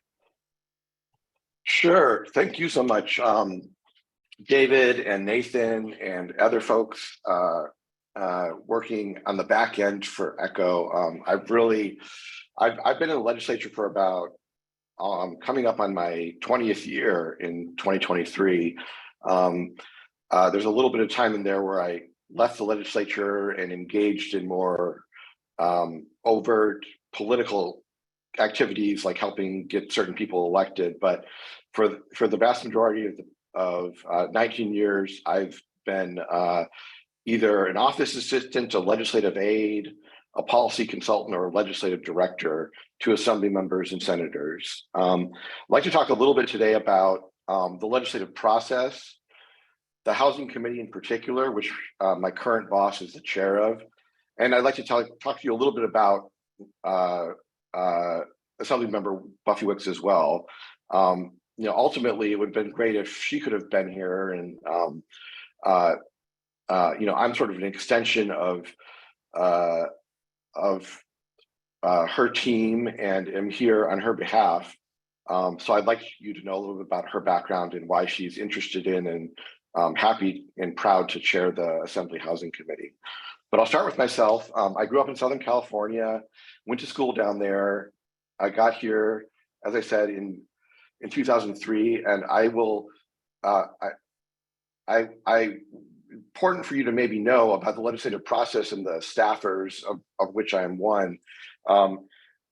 you sort of learn by doing in the legislature if you're a staffer. And I wasn't even a political science major. I was actually majored in religious studies and just happened to meet some folks that were affiliated with the legislature and got a job opening mail in an assembly member's office up in Sacramento. And so it was really, from that I started to learn about the legislative process, even though I was already participating in it in sort of a privileged way, right? I mean, taxpayers were helping to teach me on the job through their employment of me as an employee of the legislature. And so I made a lot of mistakes along the way. I still make mistakes, and I'm certainly not an expert in housing law or in HOA law. So I'm learning today alongside of you about a lot of these bills. I am an expert, I suppose, if I'm an expert in anything, I'm sort of the expert in how the legislative process works and how an idea becomes a bill and how a bill gets turned into a law, sort of that sausage making, that the stuff that sometimes all of us are disgusted by, but sometimes are very engaged by. Those 5,000 bills that get introduced over the course of 2 years. I'm pretty familiar with that process because I engage in it every year, and learn more about the nuances of how it works and the rules that govern how our laws are debated and voted on before they arrive in front of the governor just to be signed or vetoed. So as I said, I've now worked for Assemblymember Buffy Wicks, who represents the East Bay in the legislature. More specifically, she lives in our northern part of Oakland, and our current district includes all of Berkeley, Emeryville, Piedmont, Richmond, San Pablo, El Cerrito, and other communities in the East Bay. We are going to actually, however, she was just reelected to serve another 2-year term, and Assembly and Senate districts were just redistricted by the Citizen Redistricting Committee. And so what that means from a practical standpoint is our district will change a little bit. Assembly members and senators are required to live in their districts, unlike Congress members. So Assemblymember Wicks did not move. And her district is not going to be that different, but we're losing Emeryville. We're losing a little bit of certain neighborhoods in Oakland. And you'll see later when they post my contact information, 2 phone numbers. My phone number will change by 1 digit because we're moving from District 15 to District 14. Just like every legislator, we represent kind of an overwhelming amount of people in the legislative process. We're here to speak on behalf of about 500,000 California residents. Senators, it roughly works out to about 1 million California residents. And so how we get our bill ideas and how a lot of these bills that Nathan did such a great job of summarizing, I think might be a little bit helpful for me to share a bit about for all of you. Right now, actually, the legislature has basically adjourned for its 2-year term. Under certain emergencies, it could be called back to pass laws, like if there was something sort of on the scale of COVID. But officially, all the legislature will be dissolved, and a new class of legislators will be sworn in on December the 5th. And then right now we're in the process of, if we're returning office, getting ready for the next 2-year session. And there are a lot of new elected officials in the legislature who've never served before. So in that sense, the legislature is more of a body, of course, of nobody likes politicians. Some of the legislators are politicians. Some of them are citizens, though, that just chose to, put their hand up. Maybe they served on a school board. Maybe they served on an HOA in the past. And Maybe they're a dentist and they're interested in healthcare. There's a lot of different ways that people decide to run for the legislature, and there's a lot of new people in the legislature that have never served before, and frankly don't understand what they've signed up for, because the legislature, I think, to an extent, maybe even more so than Congress, there's very little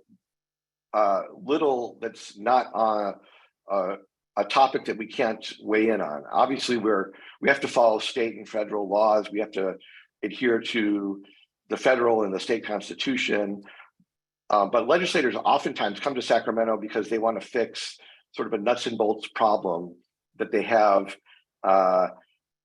maybe some experience in. Maybe they think that kindergarten needs more funding, or they think that more housing needs to be built, or maybe they are frustrated by public safety problems they see, and they think that there needs to be more police, or that policing needs to be changed. And of course, they come from 120 different jurisdictions around the state. And although we have very heavy Democratic majorities in California, there's absolutely not a uniform agreement, even among the majority party, about what the most important issues are or not. And so in the housing space, as all of you probably know, especially as the homelessness problem has really become more apparent to a broader cross-section of Californians. I mean, I represented, before I went to work for Buffy, somebody that lived, a resident from Santa Monica. For instance, in that community, in the city of LA, everybody knows about Skid Row. Everybody knows about Venice, or might know about Venice Beach, and the fact that alongside all of the tourist attractions, you have a lot of folks who are unhoused, maybe living on the beach or in close vicinity to it. I think what's changed over the past 5 to 10 years is that we've had more and more folks falling into homelessness, even as we've been throwing more and more money at the problem, and the homelessness situation has become more visible to a broader cross-section of Californians. The reason I mention all that is a lot of the bills that you're seeing in the housing space, some of which impact HOAs and some of which, as Nathan pointed out, don't, is really driven by, I think, two things: a desire to really tackle and get serious about not only helping the unhoused and the homeless, but also stemming the tide of folks that are becoming newly unhoused or homeless. I mean, what's incredibly unfortunate, as some of you I'm sure know, there are a lot of folks in California who are living paycheck to paycheck. Right now, unfortunately, I'm sure there are folks that are renting, who are current on their rent, who are doing just fine. They're going to lose their job, and through circumstances that would be very difficult to control, maybe end up living out of their car in a couple of months, and then from there, the situation may deteriorate to where they have nowhere really to sleep at night, and a lot of the problems that we see of folks that have been homeless for many, many years, I think are sort of can happen to us all, is what I would say. I think sort of, my sense from what part of what animates my boss in the space is a sense that, if not for the blessings or for the opportunities and for the hard work, of course, that some of us have put into, we could be living paycheck to paycheck, and that there are folks that are ending up homeless who maybe even just 15, 20 years ago, we had a better safety net than we do now. And so that's motivating folks to want to build more housing and to be also more aggressive in having supportive housing for the homeless. One of the big bills my boss worked on this past year is Assembly Bill 2011. It's a bill that looks at all of the commercial and retail space that is out there in the state, and ultimately tries to make it easier for for commercially zoned areas to be turned into housing. This is just one of, frankly, dozens of housing bills that have been passing every year for the last 7 years. And some of those obviously have been on the HOA space. So now I'm going to talk really more generally about the legislative process. After December 5th, legislators will have until the beginning of February to introduce new bills in the first of what's known as a 2-year session. As Nathan mentioned, sometimes bills become 2-year bills. That really just means that a bill is introduced, for instance, in 2021 and didn't die or get stalled out completely in the first year and was picked up in the second year. Generally, legislators will introduce around 40 bills a piece over the span of a 2-year session, and about 20 bills a year. And once those bills are introduced, they are all, the Assembly, for instance, has committee members who will vote on what policy committees the bill should go to. So most of the bills, for instance, that impact HOAs directly usually get referred to either the Housing Committee, the Judiciary Committee, or sometimes both. The legislature, appoints members to those committees, and analyses of those bills will be done by committee consultants. I think one of the things that I was talking a little bit with Dave and Nathan about is the power that staff have in this process, and the fact that, as I explained, a lot of new members come into the legislature every 2 years, not really having any expertise in a specific subject matter area, but that they are elected to propose these new laws, and they have absolute authority to propose some really good ideas, but some really bad ones as well. And for no matter where you are on the political spectrum, there'll be some stinkers, I'm sure, that will get introduced in the coming months and into the next year. Most of those bills will get referred out to a policy committee, and they'll be analyzed by a consultant who is an expert. Some are attorneys, some have just worked in the policy space for many years. They will write an analysis of the bill. So, for instance, if there is a bill that gets introduced that becomes a hot topic because of its potential impact on your association, let's say it gets referred to a housing committee. There are members of that, there are staffers in that committee, many of whom have spent, 10, 20, sometimes even 30 years working for the legislature, and they have a specific expertise in housing. And there are those who actually know much more about and have focused more on homeowner association law, and also the Davis-Sterling Act, as well as the Corporations Code. So the hope is, I think, that if we're doing our job correctly, somebody that really understands things to the extent that Nathan does about how these laws have an impact on homeowners associations will take an objective look at the bill, what it does, what current law does, how this bill would change current law. And they'll hopefully engage with members of the homeowners association, with homeowners association management companies, with regular people that call up, and they will do a good job of summarizing and including in their objective analysis the arguments either for or against a bill. They'll look at proposed amendments. Certainly we see some bills that make sense, but we say there's something in there that we can't, that if it was changed, we could support the bill. It's their job to try to get their head around those things and explain them in a more objective way to the public through their analyses. The members are supposed to read the analyses, and then there's a presentation of the bills in the committees, and there's a vote. All of this, I'm saying, should, or hopefully we would do these things, because the reality is members are forced to vote on hundreds and hundreds of bills through the course of a year and thousands of bills through the course of 2 years. And they don't read all the analyses that these committee consultants put together. It's my job to try to spend more time with those analyses and read them, but it's almost impossible for me to get to that place as well. So I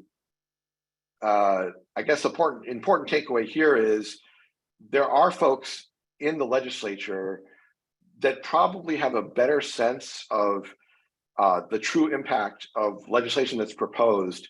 But unfortunately, the folks that are actually making the decisions on these bills are often less informed and busier and have less time to really hone in on issues, and oftentimes will vote from a certain place of limited information or limited understanding.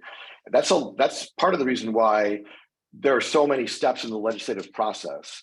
It's not supposed to be easy to change the law. It's supposed to take a little bit of persistence. And there's supposed to be a number of places where, everybody, any resident of California, anybody, any lobbyist, any association, any attorney can weigh in and hopefully go to the consultants, go to the staffers that represent the members in that committee and say, hey, this is a great bill.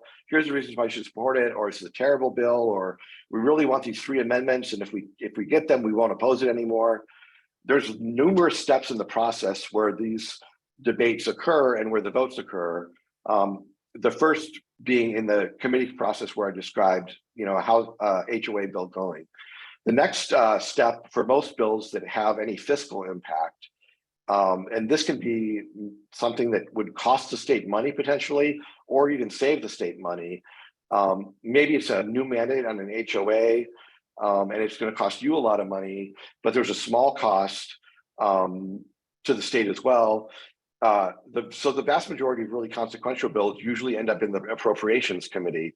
The interesting thing to note about that committee is they hear so many bills. We talk about the chance to sort of air these bills out, to sunlight them and give citizens, residents a chance to participate. The Appropriations Committee is the most opaque and frustrating committee for a lot of those of us who are trying to influence and weigh in on legislation. Unfortunately, because of how many bills are heard, but also just because of how the committee operates, there are a lot of bills that, if they have a high price tag, end up on what's called a suspense file. The best way I can describe a suspense file is that it's sort of, in theory, supposed to work as the Appropriations Committee is supposed to be sort of like if a family is sitting around and paying their bills, they get all their bills together, they're looking at their checking account, and they're saying, okay, which bills am I going to pay? Which bills maybe I can't pay in full, maybe I can't pay my credit card, but I can make the minimum payment. The Appropriations Committee is supposed to look at how much money the legislature has discretionarily, from a discretionary standpoint, how much money we have in our budget. And it's supposed to look at the impact that these bills are going to have on businesses and on third parties. And it's supposed to kind of do a little bit of accounting. And then it votes on all these bills that have more significant impact all at once. But the way that happens is it literally reads off a list of bills and very quickly takes votes on them. And it's even difficult for me, somebody who's been doing this for 19 years, to follow along when that process occurs. So Appropriations Committee, big takeaway there is a lot of bills do end up not passing the Appropriations Committee every year, and a lot of bills with a lot of political controversy end up getting dying there, but it's not an easy process to influence. And it's not an easy process for the public to follow. I think probably the most consequential votes on bills happen when the full assembly or the full Senate is voting on a bill by one of their colleagues.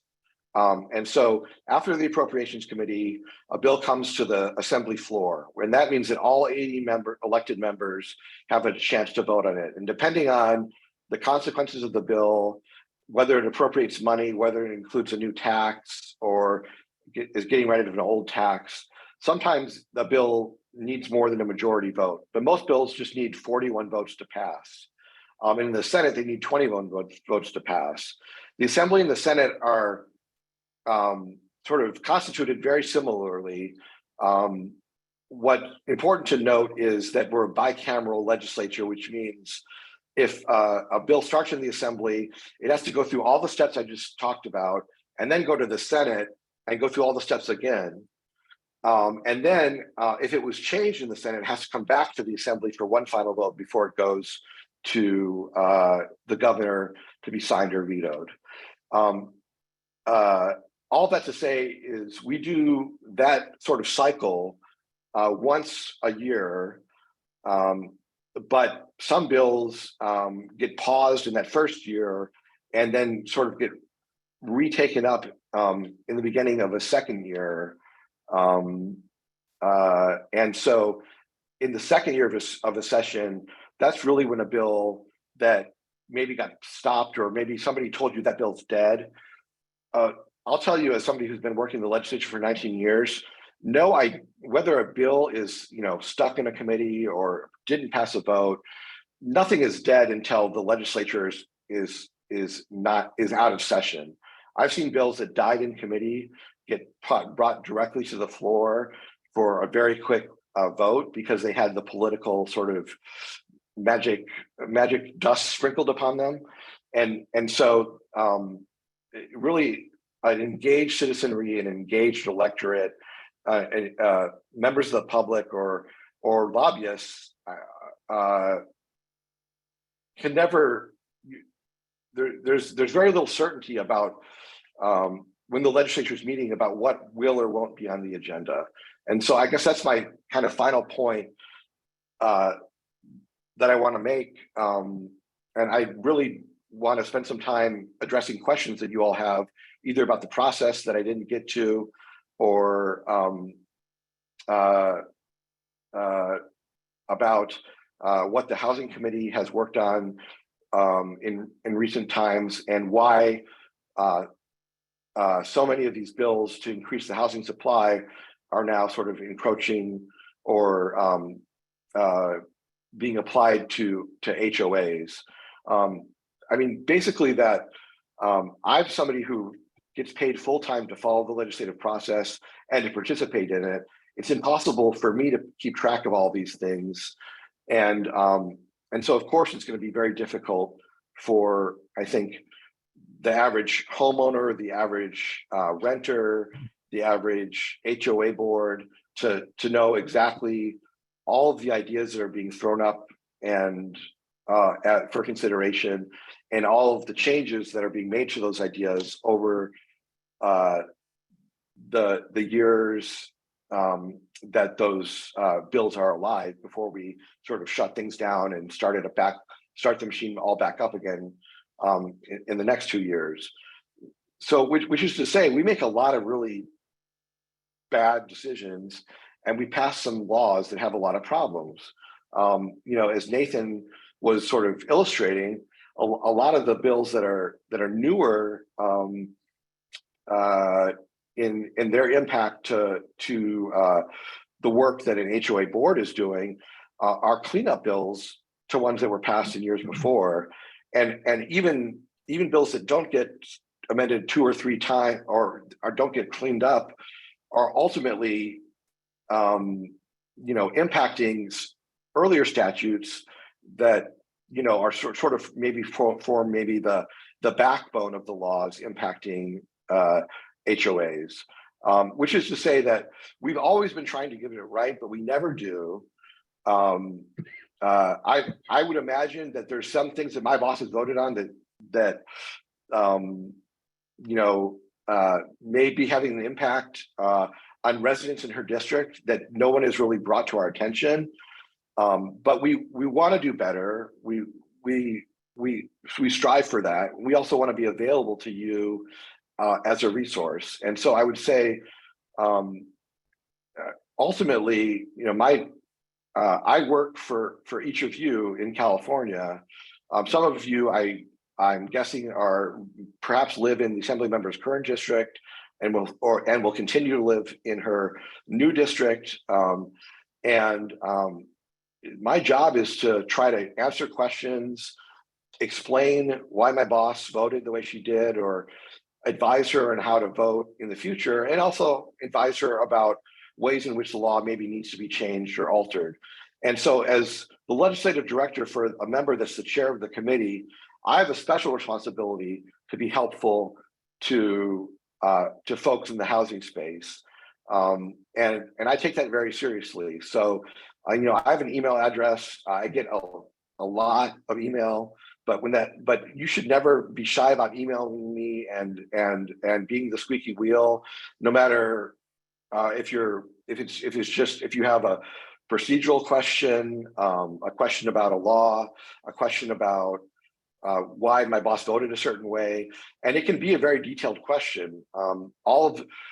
We do have some amazing resources within the legislature. We have a group of 100 attorneys that help us to write all these laws. A lot of them are subject matter experts in the statutes, which they get asked to, write the language to amend.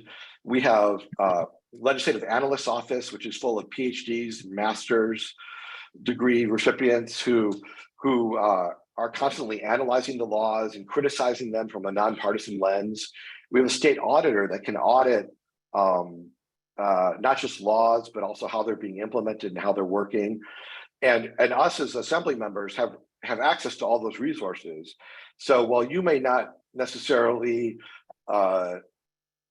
be able to get your phone call returned or a great answer on a really detailed, difficult question, I have entree to some of those things, and I will aspire to do my best as an extension of my boss, who wants government to be more accessible.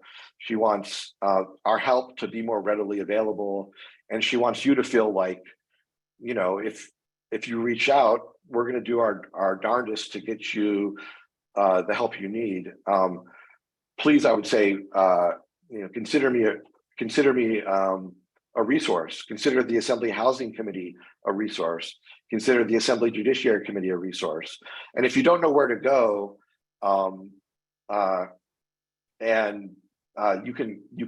you can always call our office or email me, and I will do my best to find out somebody who can give a better answer. But one thing I will say is I get a lot of this wrong. And again, my expertise is really just about this tumultuous process of how ideas end up in a bill and all the procedural ways in which that bill can potentially become law. That's what I know the most about. And I know the most about sort of the politics in the Assembly and the Senate, the legislators and the staffers who have been here, some of whom are unpaid interns who just started last month, some of whom have been here 30 or 40 years, all of whom I will say, whether Democrat or Republican, they feel like a duty to try to do the right thing, although we can't necessarily agree on what that is.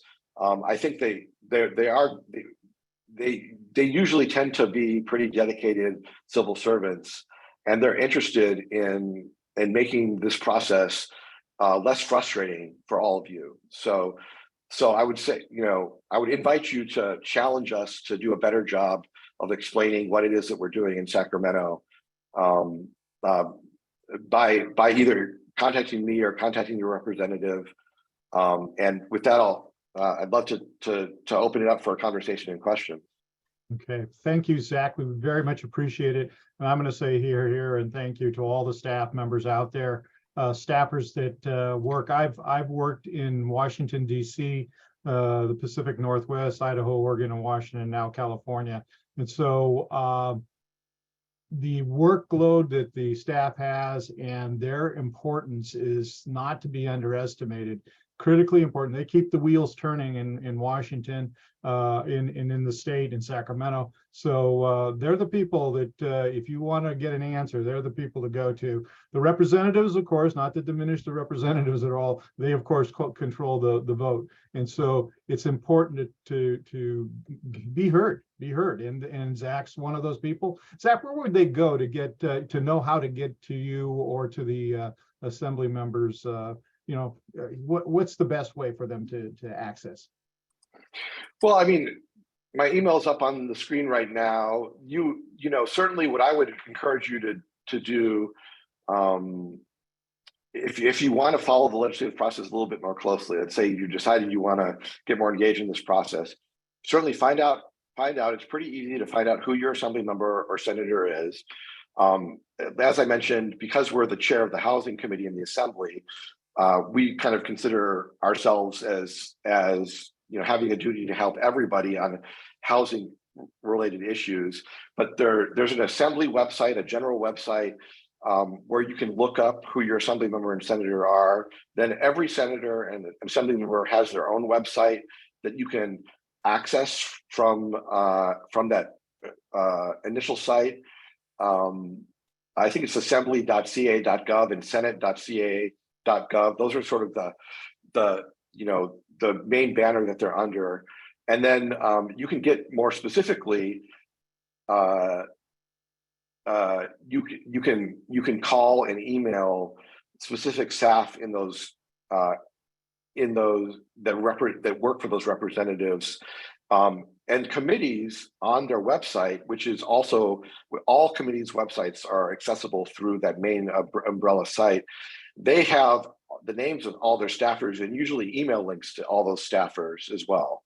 So, for instance, if you come to me with a question that you're looking to stump me, or that maybe even Nathan wouldn't know the answer to, my first call is probably going to be the committee, and the committee might even call up Nathan or somebody else who's an expert that they've worked with in the past and say, well, what do you think about this? We'll try to find the person who's the most knowledgeable in that area. But you can usually find most committee staffers' emails on the committee website.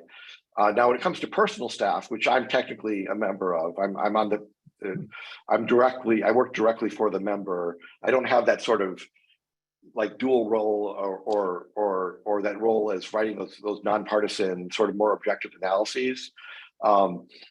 Sometimes committee, member's personal website has all the staffers' names and email addresses, but not necessarily. And so one thing that I would do if I were you, if there were a bill that I was trying to follow, I would find out who my assembly member was or my senator.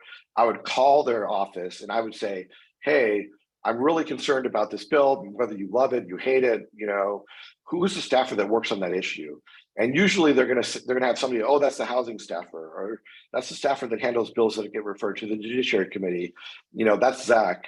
Here's his email, or maybe you can say, well, is Zach available? Yeah, sure. Let me transfer you to him, and then you're connected. And you can do the same thing with the committee too. They have a main website. I mean, they have a main phone line. They have an administrative person who answers all the inquiries that come in and tries to get people resourced, to the person that can answer the question.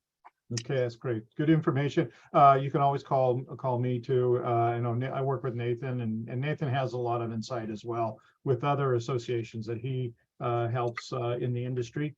And we are tracking these. We have a legislative committee, and we also have legislative advocates that are HOA members. So there's several ways to do it. If you ever get hung up, you can always call me. I'm probably a little too available, but I am available to help you.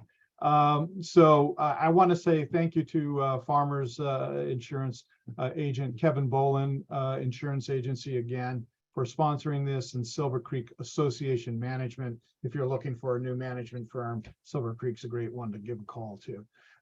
So thank you to that, and let's go ahead and start some questions. We're going to do the same process. Go to the Q&A feature, please. Pick with the upvote, the thumbs up vote on the bottom, and you will pop to the top. Then we'll start working on the biggest, the larger questions first. We did get some questions in advance. Nathan and I have reviewed those. Zach has received them. So we're going to start by asking, while you're doing the vote, we're going to ask Nathan to ask the first question here. Nathan, would you like to ask the first question, please? Yeah, Zach. So I've because I've been interested in legislation for a long time. I've had the privilege of meeting with my legislator and other legislators and staff. I want to put a plug in for legislative staff because they are often in the know. Sometimes when we've gone to the Capitol, you know, it's tempting to be disappointed that the legislator that you're hoping to meet with is not available, and you end up, you know, meeting with a staffer. But oftentimes those are the most productive conversations because you're getting to talk to the individuals who are actually studying the bills and working with the legislator. So my question is, when you get contacted by a member, I've heard different things, but you know, I understand that if it's a voicemail or an email or a phone call saying, "Hey, I support this bill," or "I oppose this bill," that kind of is tracked, and that it sort of acts as a multiplier. So if, you know, 10 people call and they're opposed to a bill, then that's kind of the equivalent of like thousands of people in the constituency that reflect that view. How do you see that? How do you see that contact? I think you're right that some members pay very close attention to any sort of input on a piece of legislation, whether that comes by them clicking through. You know, you get the Sierra Club sends out an email blast to all their members, or, you know, in your space, maybe, you know, one of these groups that's following all the HOA laws has an email list or has a social media site, and they say, contact your legislator. So the legislators that are pretty astute, and, you know, that have their finger to the pulse of what's going on are going to assume for every one person that calls, there's 5 or 10 people out there, or maybe 100 people out there that probably agree with them but didn't take the time to contact me. And some of them, you know, have their staff take tallies of every phone call they get. One thing that my boss does that I think is pretty incredible, because I've worked here a long time and never seen anybody else do this, but every comment that comes in through our website or email to her public email account, on any sort of business working day, so basically Monday through Friday, and then of course comments that come in over the weekend, we get those too. We have somebody who's our head of constituent case management, but also constituent affairs. And they summarize, they put all of those into a document. They summarize, and of course, if we get, you know, 50 emails that are basically the exact same email, we're not going to necessarily say the name of everybody who sent that, but they summarize those in a document. And so all constituents that contact us, their messages get sent to my boss and to all of us, and we read them. You know, we get bill ideas from there. We get chastised, we get yelled at, we get, you know, people come at us with all caps and screeds, but all those end up getting put in front of the assembly member, and it's a full-time job just to keep up with that. But, you know, we do our best to really hear folks out. But the one thing I would say, Nathan, is there's no hard and fast rule though when it comes to, you know, your average Joe or Jane weighing in, and some members really just aren't going to care. You know, frankly, you could have 1,000 people call their office, and that would get noticed. But if there's somebody who says, "Well, I don't really think that those people are my voters," or you know what, those calls came from outside my district, like, you know, or they might just say, "You know what, I'm following my gut here, or my heart. I'm going to do what I think is right." So. And if that's if we only got 10 calls that agree with me and 1,000 against, that's, it's my prerogative still to go a different way on this. So there's no guarantee that any one tactic is going to work with the legislator. One of the things is if you have a lobbyist, or if you just have somebody who's paying closer attention and you're talking to staff, you can get hints about or better understanding of what really matters to them. And one thing that does matter to almost every legislator is hearing from their constituents. So I will say, like, that's why we pay such close attention to what comes in from our constituents to our website or to our email inbox. And most legislators, I think, if they're getting calls from people that say, I live in this neighborhood or that city, and I vote, and I think this bill is, terrible, that's going to be taken to heart in a way that if somebody is calling from Nevada or from San Diego towards a Mendocino member, that obviously we're going to weigh that a little bit differently. Right. So follow-up question. You've heard a lot today about some of the issues that we've been encountering the last few years, some that are palatable, some that are challenging.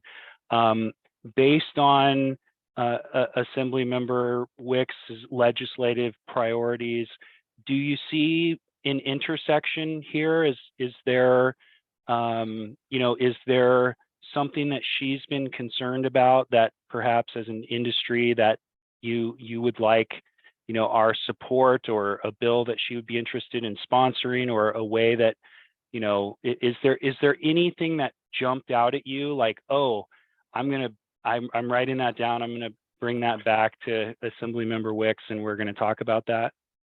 A lot of what you shared jumped out at me. I mean, I frankly, my education about HOAs and the laws that govern them has come from staffing, housing policy, and judiciary policy. And when those bills come to the floor, sometimes I've had prior bosses that have sat on those committees. I had a boss that sat on the Senate used to actually combine transportation and housing into one committee. And my boss sat on that committee. So, most of my education is in how those bills, they're usually, they tend to, unfortunately, I think sometimes come from extreme points of view or very special interest points of view, if that makes sense. Like, for instance, there are, the biggest takeaway that I have from your presentation, and also just from engaging the last couple of days with ECHO, getting ready for this, is the fact that, I think 14.7 million Californians live in residence that's governed by an HOA. That's about 54%, I think, of all of our housing supply. So that means that as the chair of housing, we would be, and especially because we know a lot of new housing tends to be built in an HOA model, just because whether the developer decides to do that or the residents, want that when they're purchasing new construction.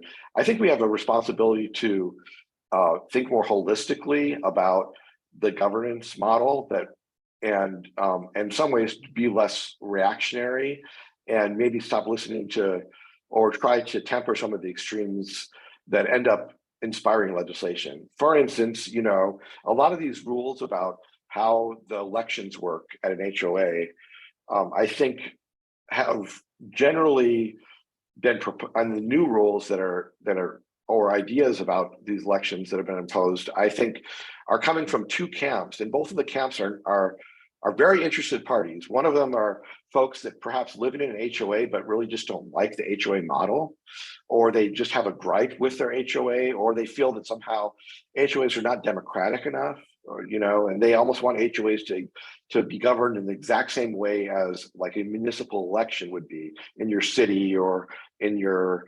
library district, and they're frustrated with, some of this stuff. And then you have, management associations who, I don't have a gripe with management associations, but some of them are trying to do things in a more efficient, a more fiscally cost-effective manner. And also recognizing that they've got a lot of HOAs where you don't have enough board members, or you have barely enough, or people are really on the board just because they were begged by their friend to be on the board and they don't have time for all this stuff. And so they're trying, and understandably so, they're trying to make this process a little bit, maybe go a little bit smoother. They're trying to, from a fiduciary standpoint, save a little bit of money. But those two sides really clash, because you've got these activists, that are maybe don't want to be on an HOA board, but are fighting with it all the time. And they're going and sort of tugging at the heartstrings of some Democrats and saying, this is anti-democratic, like this is, restricting my speech. This is, this is some sort of abridgment of my rights. Well, the reality is, I think the HOA model, you're agreeing to, when you purchase, property in an HOA, you're agreeing to abide by a number of rules that are above and beyond all the rules that we all have to play by, right? And there's a lot of benefits to agreeing to those rules that are reason why so many homeowners and choose to be in those communities. But of course, there are times when things happen in a fashion and somebody says, geez, I really got screwed. I didn't know this was going to happen, or I'm really frustrated with, some regulation that, that the HOA, has put in place. I guess that my takeaway back to my boss, and also to the committee consultants that I was talking to, and that I did talk to about appearing here today, is really that, we need to balance our desire to do everything better with a recognition that the spectrum of Californians that live in an HOA is so broad. And so, we should move, there are things that we can do, I think, that the majority of folks that choose to serve on the HOA board would probably think are good ideas, but those aren't necessarily going to come from, the people that are the frequent flyers in the legislature. They're going to come from, maybe groups like ECHO, or members or folks that are participating who are just saying, they don't necessarily have extreme, an interest apart from just wanting to make this work, things work a little bit better. The one other thing I'll say is, I do think that in my limited understanding about how HOAs first come to be, in fact, in California, and the number of years that the older HOA, the older buildings or houses or condos or apartments that are HOAs have been in place, we're reaching a really critical point, it seems like. And obviously, we've seen this with the balcony collapse that happened in California, and what happened in Florida, with the condominium, where people are starting to recognize that probably have never paid attention to their HOA before, that they may have shared ownership of infrastructure that is really reaching that point where it needs to be replaced or retrofitted, or maybe in the case of an earthquake, somehow bolstered. And raising money for all that is going to be politically difficult work. Maybe if there are ways of doing that work in a way that enhances public safety across the state. Sorry, I think I just my AirPods just died. Can you still hear me? Yep. Okay. I would say I'm very interested in that. Because I want somebody who chooses to be. Hold on.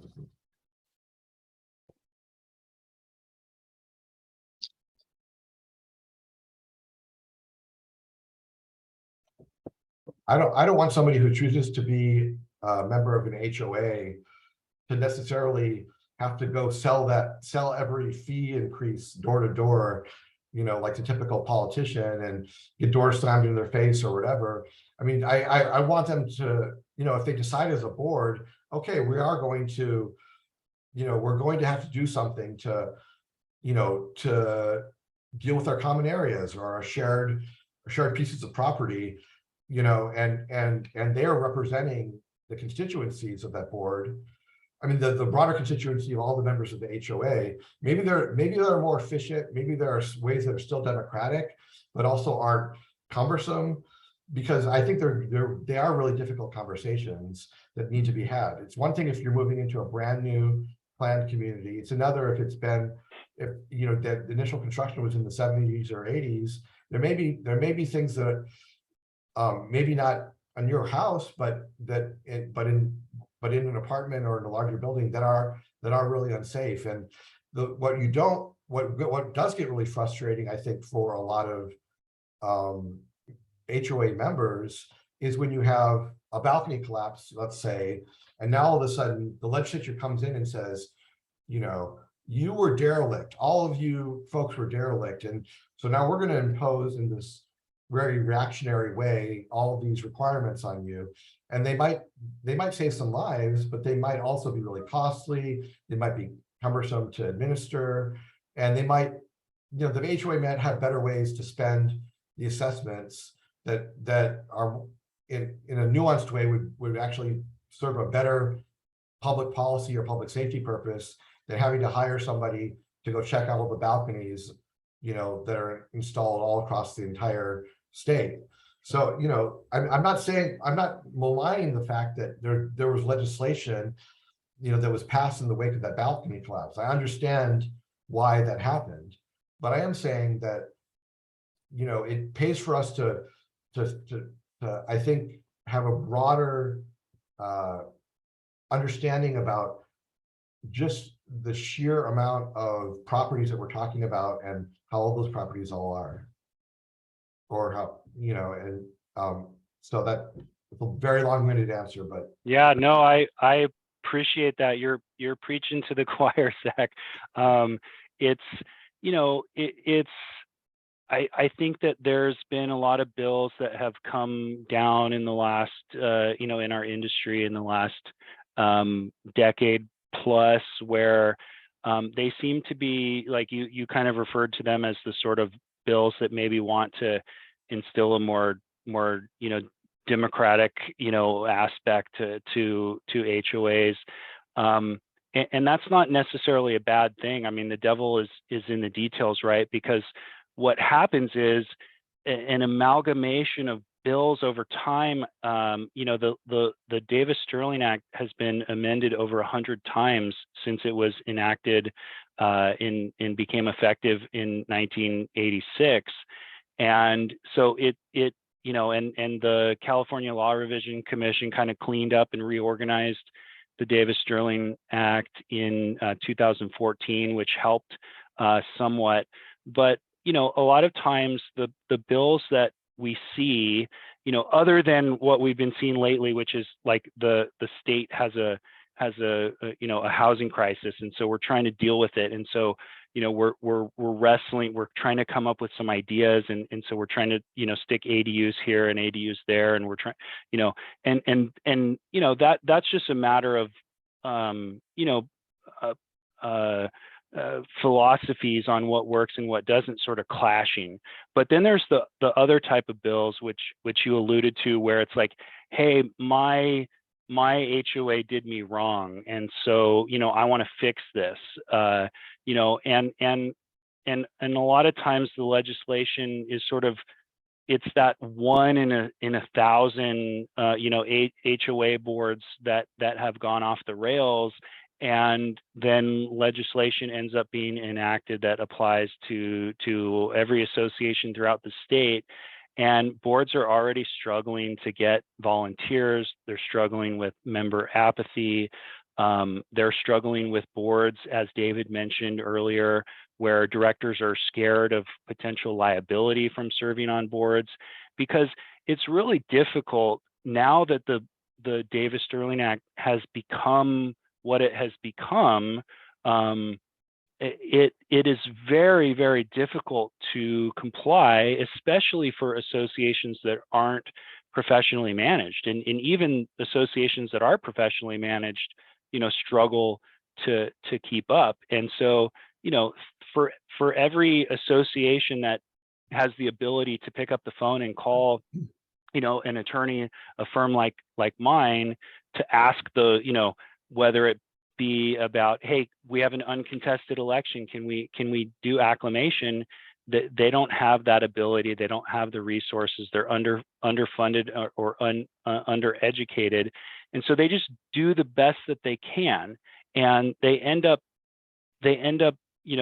missing things and unintentionally kind of going off the rails, or reading the code but not being able to understand the intricacies and the nuances of it, and unintentionally screwing things up. I mean, I can't tell you how many clients we've had over the last few years that have had to start and restart and redo elections because they're trying their best to get it right, but it's very difficult, so like the legislature seems to think that there's fraud in elections, and people are trying to steal elections, and people are trying to stuff the ballot box and things like that. In my experience, that never happens. What really happens more often than not is an association trying to do the right thing and follow the correct election process just unintentionally screws it up because they miss a notice requirement, or they miss a date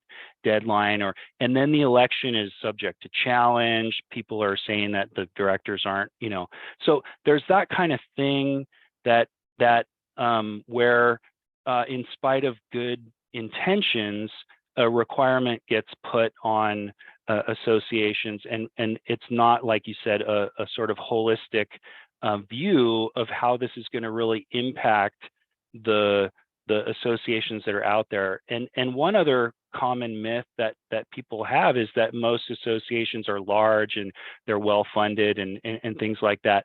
The reality is more than 50% of associations in the state of California are less than 25 units.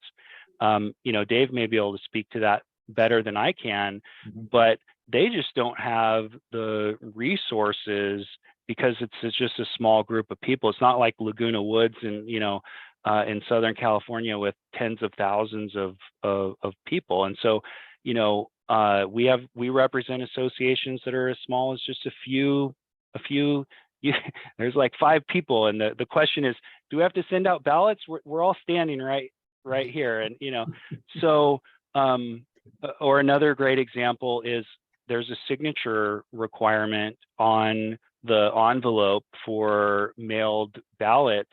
And it kind of, like you alluded to, mirrors, the requirement for county and state elections. But what's funny is we don't have anything to compare the signature to. So we're looking at the signature kind of in a void, and yet what ends up happening is people forget to sign their ballot, and then we have to invalidate the ballot, and we're already having trouble reaching quorum. And so, it's really good to hear you talk about that perspective, where we want to look at these things in way, not just, is this fair, is this necessary for this, one particular or small number of associations, but does it make sense to apply this, sort of shotgun overly broad approach to all of the associations in the state of California?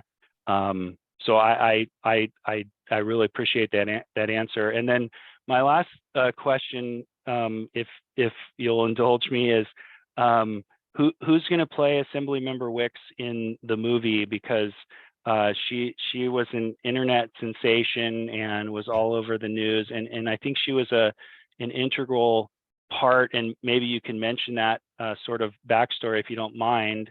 If there was a movie to be made about the chaos that happened in the legislature in 2020 during the pandemic, with bills at the last minute, and in the Senate and Assembly, arguing over pandemic protocols and senators getting, precluded from attending votes at the last second because of contact tracing and things like that. And then Assembly Member Wicks, requesting to vote, to cast her vote, but being denied. I mean, it's just such a fascinating story, and she's kind of a hero in that regard. Well, I think, what you're alluding to, if folks don't know, there was a vote on the assembly floor where the assembly member's daughter happened to be with her, and she took her onto the floor to quickly vote because her daughter was an infant, and she was, providing care that day, but had to be in person to vote. And the Senate actually has had a little bit different protocol where they're allowing people to vote, like basically through remote participation, similar to what is under the rules a lot of HOAs are able to do. I think what you saw there is, even in places as big as the legislature and with as much oversight, or I would say over much of a human infrastructure, and the attorneys and all the traditions and everything else, we were kind of making it up as we went too, and we got some things right and some things wrong. I will say, touching on remote voting, or even having meetings that allow for people to participate, like through the Zoom software or something similar. The legislature, there are some members that are trying to make that all the good that's come out of that, where you just have more people being able to, maybe they can follow along in their home, or they can call into an HOA meeting and put their headset on and just listen in, for instance, while board meeting is occurring. Jurisdictions, small, including like small library improvement districts, all across the state, not necessarily cities or counties. There's hundreds and hundreds of these jurisdictions, and so many of them have seen increased participation during the pandemic, and they want to continue to have better ways for folks to engage.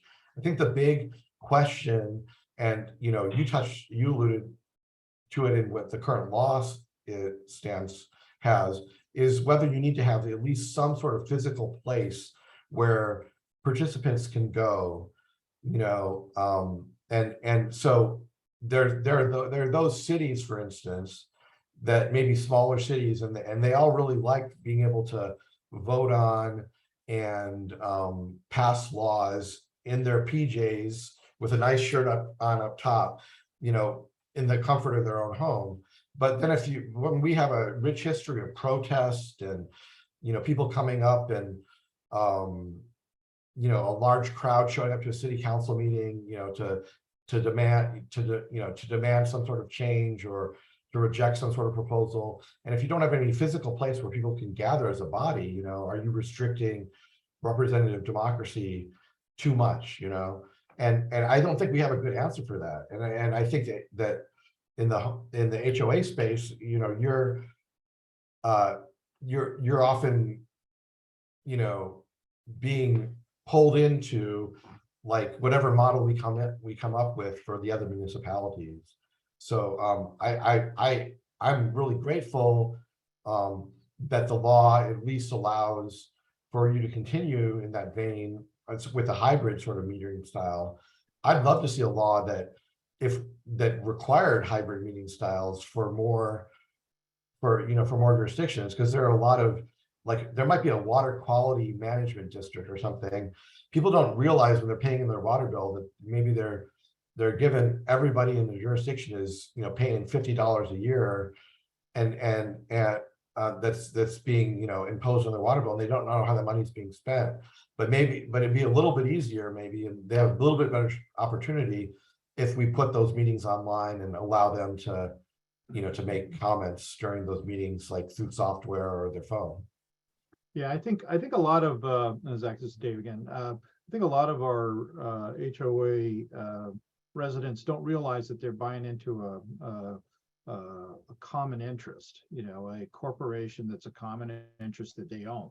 And so they buy into it, and they're expecting the government to come in and solve the problems. Can you speak to that a little bit? What is the role of government with respect to managing the HOA, which is a corporation, and I think Nathan alluded to it in his presentation, the Corporations Code, opposed to it being an actual municipality or other government entity?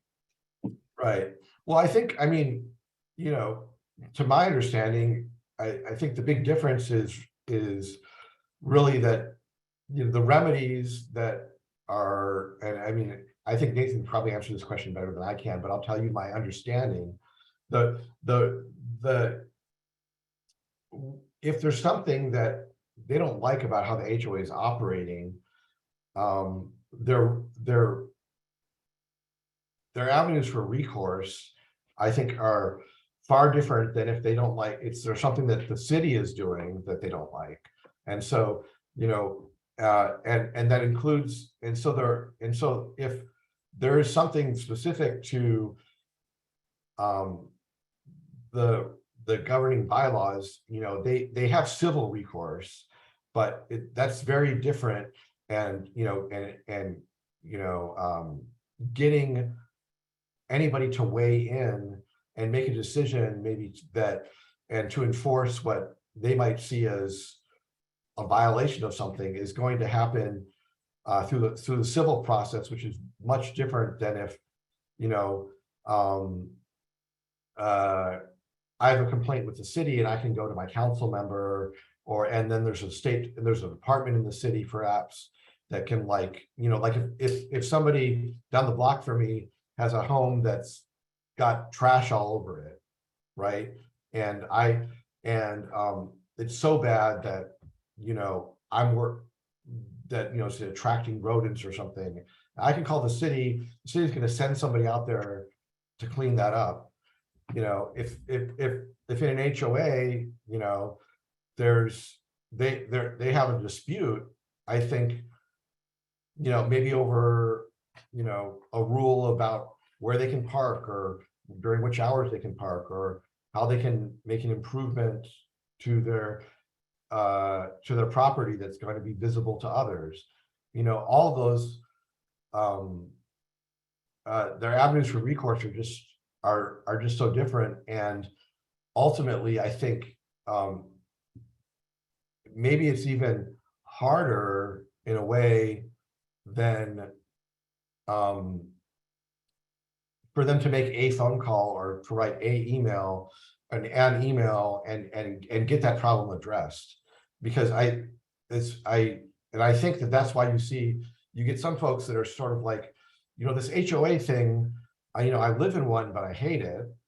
And then the other people's like, I live in one, and I really like it. Or maybe, and for most people, it's probably, maybe a bit of a mixed bag. Like, they like the fact that on their block or in their neighborhood, there's some rules about how we do things, and they've got, and that you can change those rules or amend those rules, but it's got to be, through a board, which is sort of like a neighborhood organization, right? Mhm. And so they benefit from that, and they feel that their quality of life or their property value or how their neighborhood operates, or all of that is enhanced. But I think that in the instance of somebody who is extremely critical of the model, or who feels somewhat oppressed by the model or whatever, that's why you're seeing some folks come to the legislature and say, this isn't democratic. I think it's absolutely democratic. I mean, the way that an HOA ultimately operates is really just sort of, it's a quasi, it falls into sort of a gray area where it's obviously it's a corporation, but it's a self-governance model, right? And so in that sense, I would say, what's interesting, the last boss I worked for represented the South Bay of Los Angeles, and there are some cities down in the South Bay of LA that I think have city boundaries that are very similar to the HOA boundaries. They have literally a homeowners association that, you know, that the footprint of that is the same as the city. And so that I mean, ultimately, like, raises the question of, I mean, some of those cities were formed, frankly, because they didn't like what they saw being imposed from on high, you know, by like the city of Los Angeles, for instance. City of Right. Los Angeles had some sort of rules about how they were going to do a development or how they were going to build density and all the rest.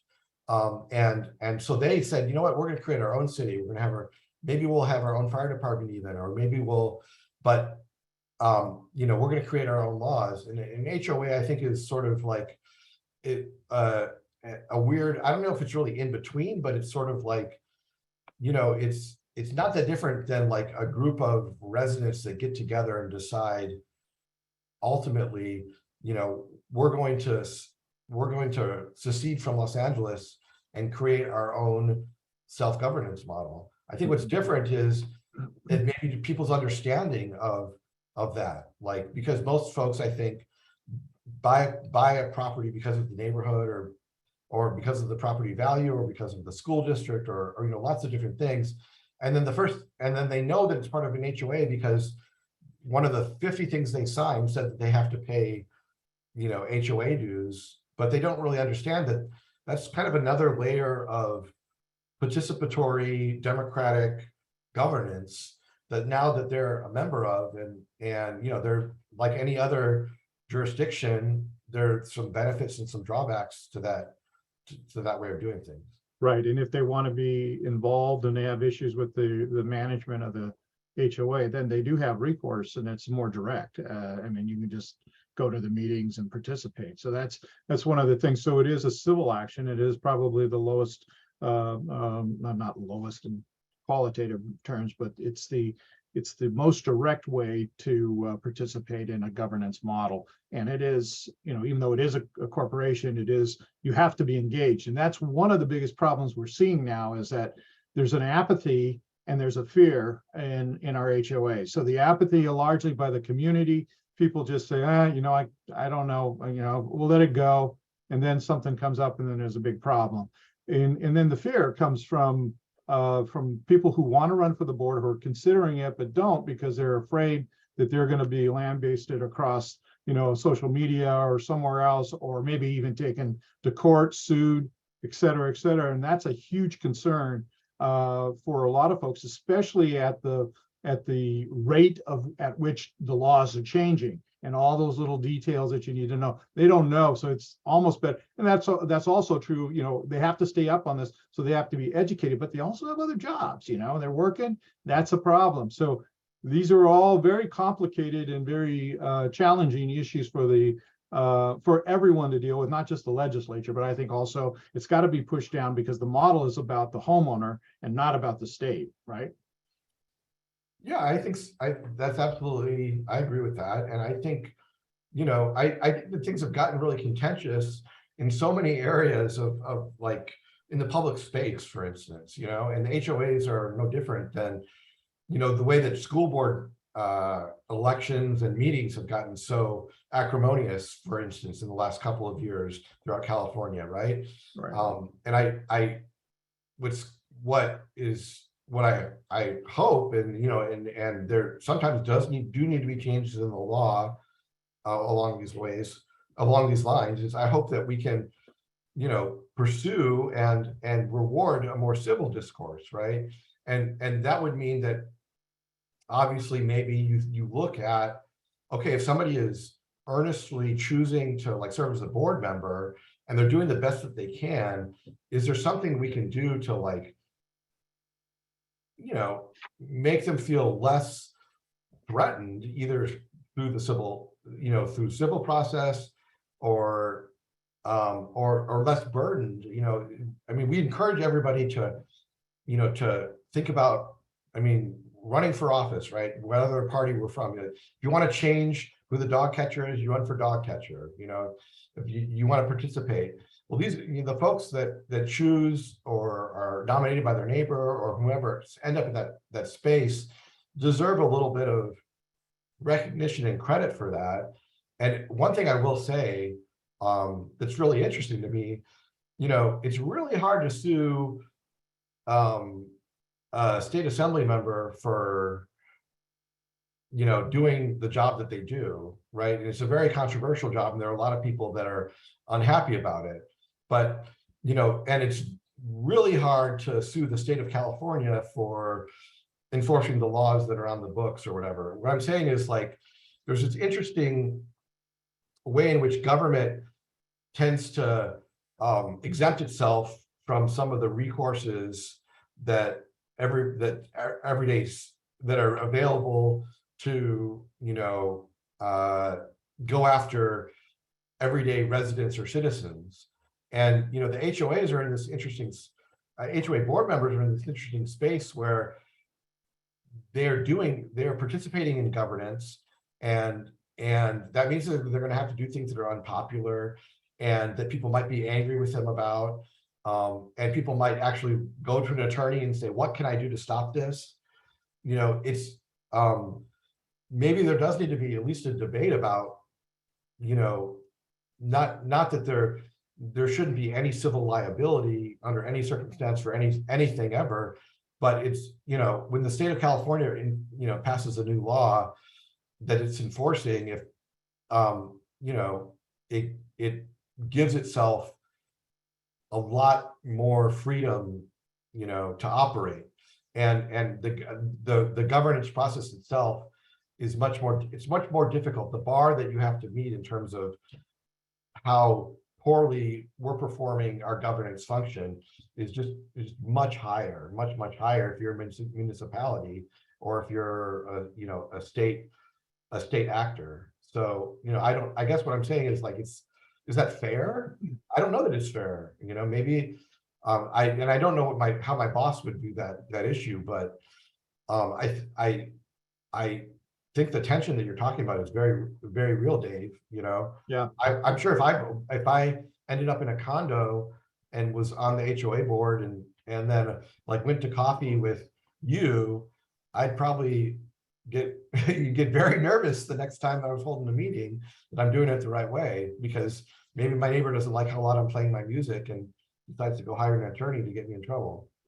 Yeah, I want to jump in here because I think this is a fascinating discussion, and it goes to, I think, this point that the state has never, and really every state in the country has wrestled with this idea of what are these HOAs, what are these associations, what is this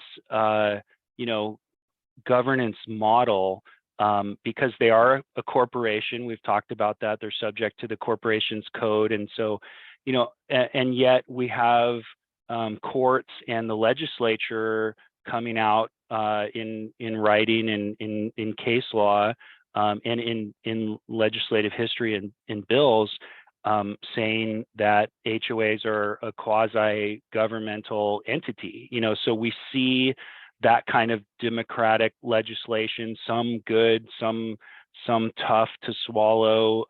We don't have the Brown Act, but we have something called the Common Interest Development Open Meeting Act, which is part of the Davis-Sterling Act, which kind of mirrors the Brown Act. And so it kind of, HOAs are this confusing thing depending on the context. Some courts in landmark cases in our industry have treated condo associations as akin to landlords, because they're managing, common property like parking lots and things that people use, and the lighting outside of buildings and things like that. And there's a terrible case, the Francis T. case, where a woman was attacked after complaining to the board about the lighting in the project and things like that. And the court said, yeah, we're going to apply landlord tenant law. You got other courts at times, depending on the context, saying this is a quasi-governmental agency and we're going to apply principles of democratic principles to the project, and yet we don't have any of the same benefits and protections that government agencies have. For better or worse, it's gotten, there's an interesting discussion based on the questions kind of going in the chat, like the board doesn't know what they're doing. How do we hold their feet to the fire? And then there's others that are saying, it's too hard to govern. How can we make it simple? How can we protect boards from getting sort of attacked constantly and sued and things like that? And I want to say two things. One is, for better or worse, the legislature has made it easier to sue associations over certain issues in small claims court, which has been a big change in the last decade or so. Many small claims judges are surprised. They don't know what to do with these cases when they come into the courtroom. The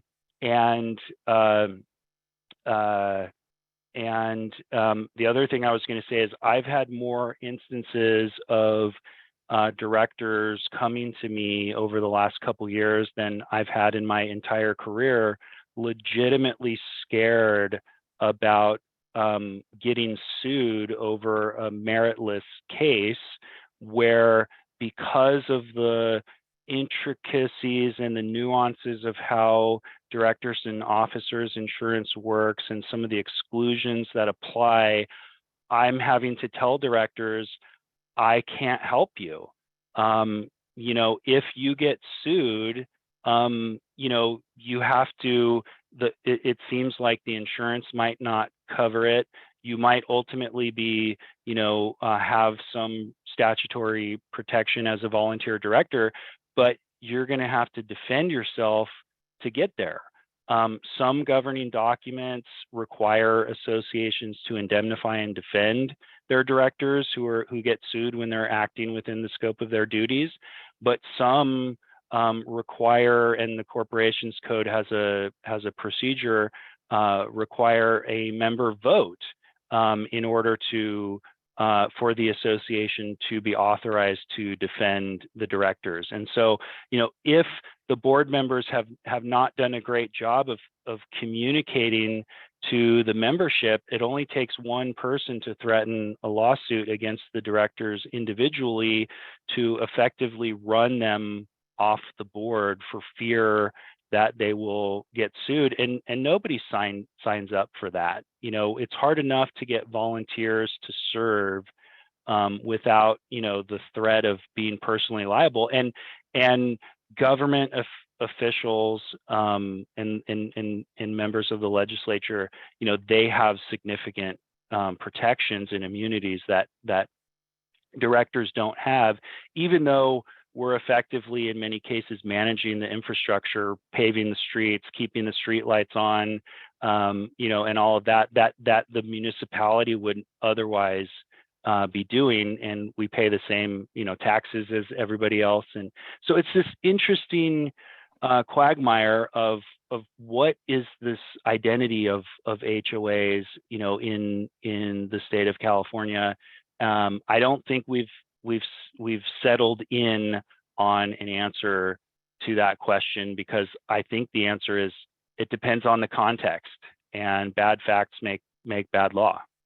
Okay, I'm going to have to weigh in here because we're coming up to the top of the hour, and I just wanted you all to know that we're touching that space. I'm going to give Zach the last word on this. You've both done a great job today. I really appreciate it. I'm sure our membership really appreciates everything that's been said. We obviously have only touched the tip of the iceberg on this subject, and maybe we can get together again, Zach and Nathan, and have another conversation and let our members join in. Unfortunately, we weren't able to get to many of the questions, but Zach, why don't you go ahead and say something, and we'll go ahead and move to the closure of the program. I'm just grateful to all of you for jumping on this morning to talk with us. I'm grateful that there's an organization like ECHO who is engaging with the legislature. I think there's so much that we don't know and don't think about, and I think I would say that the average staffer, and there's probably those that are members of HOAs and don't even know it, like the average staffer is sort of like, well, they chose to do this, right? They chose to live in the HOA. So really, like, is that like these problems that they're raising, are they shouldn't they solve them themselves? And so I would place that as like a question that like I've heard from colleagues and I don't know that there's a simple answer to that, but or one right answer to it. But I would say that to the extent that you can, do a better job of educating us about all the nuanced reasons and also that, get us to respect the fact that out of all the homes out there, over 50% of them are are governed by an HOA.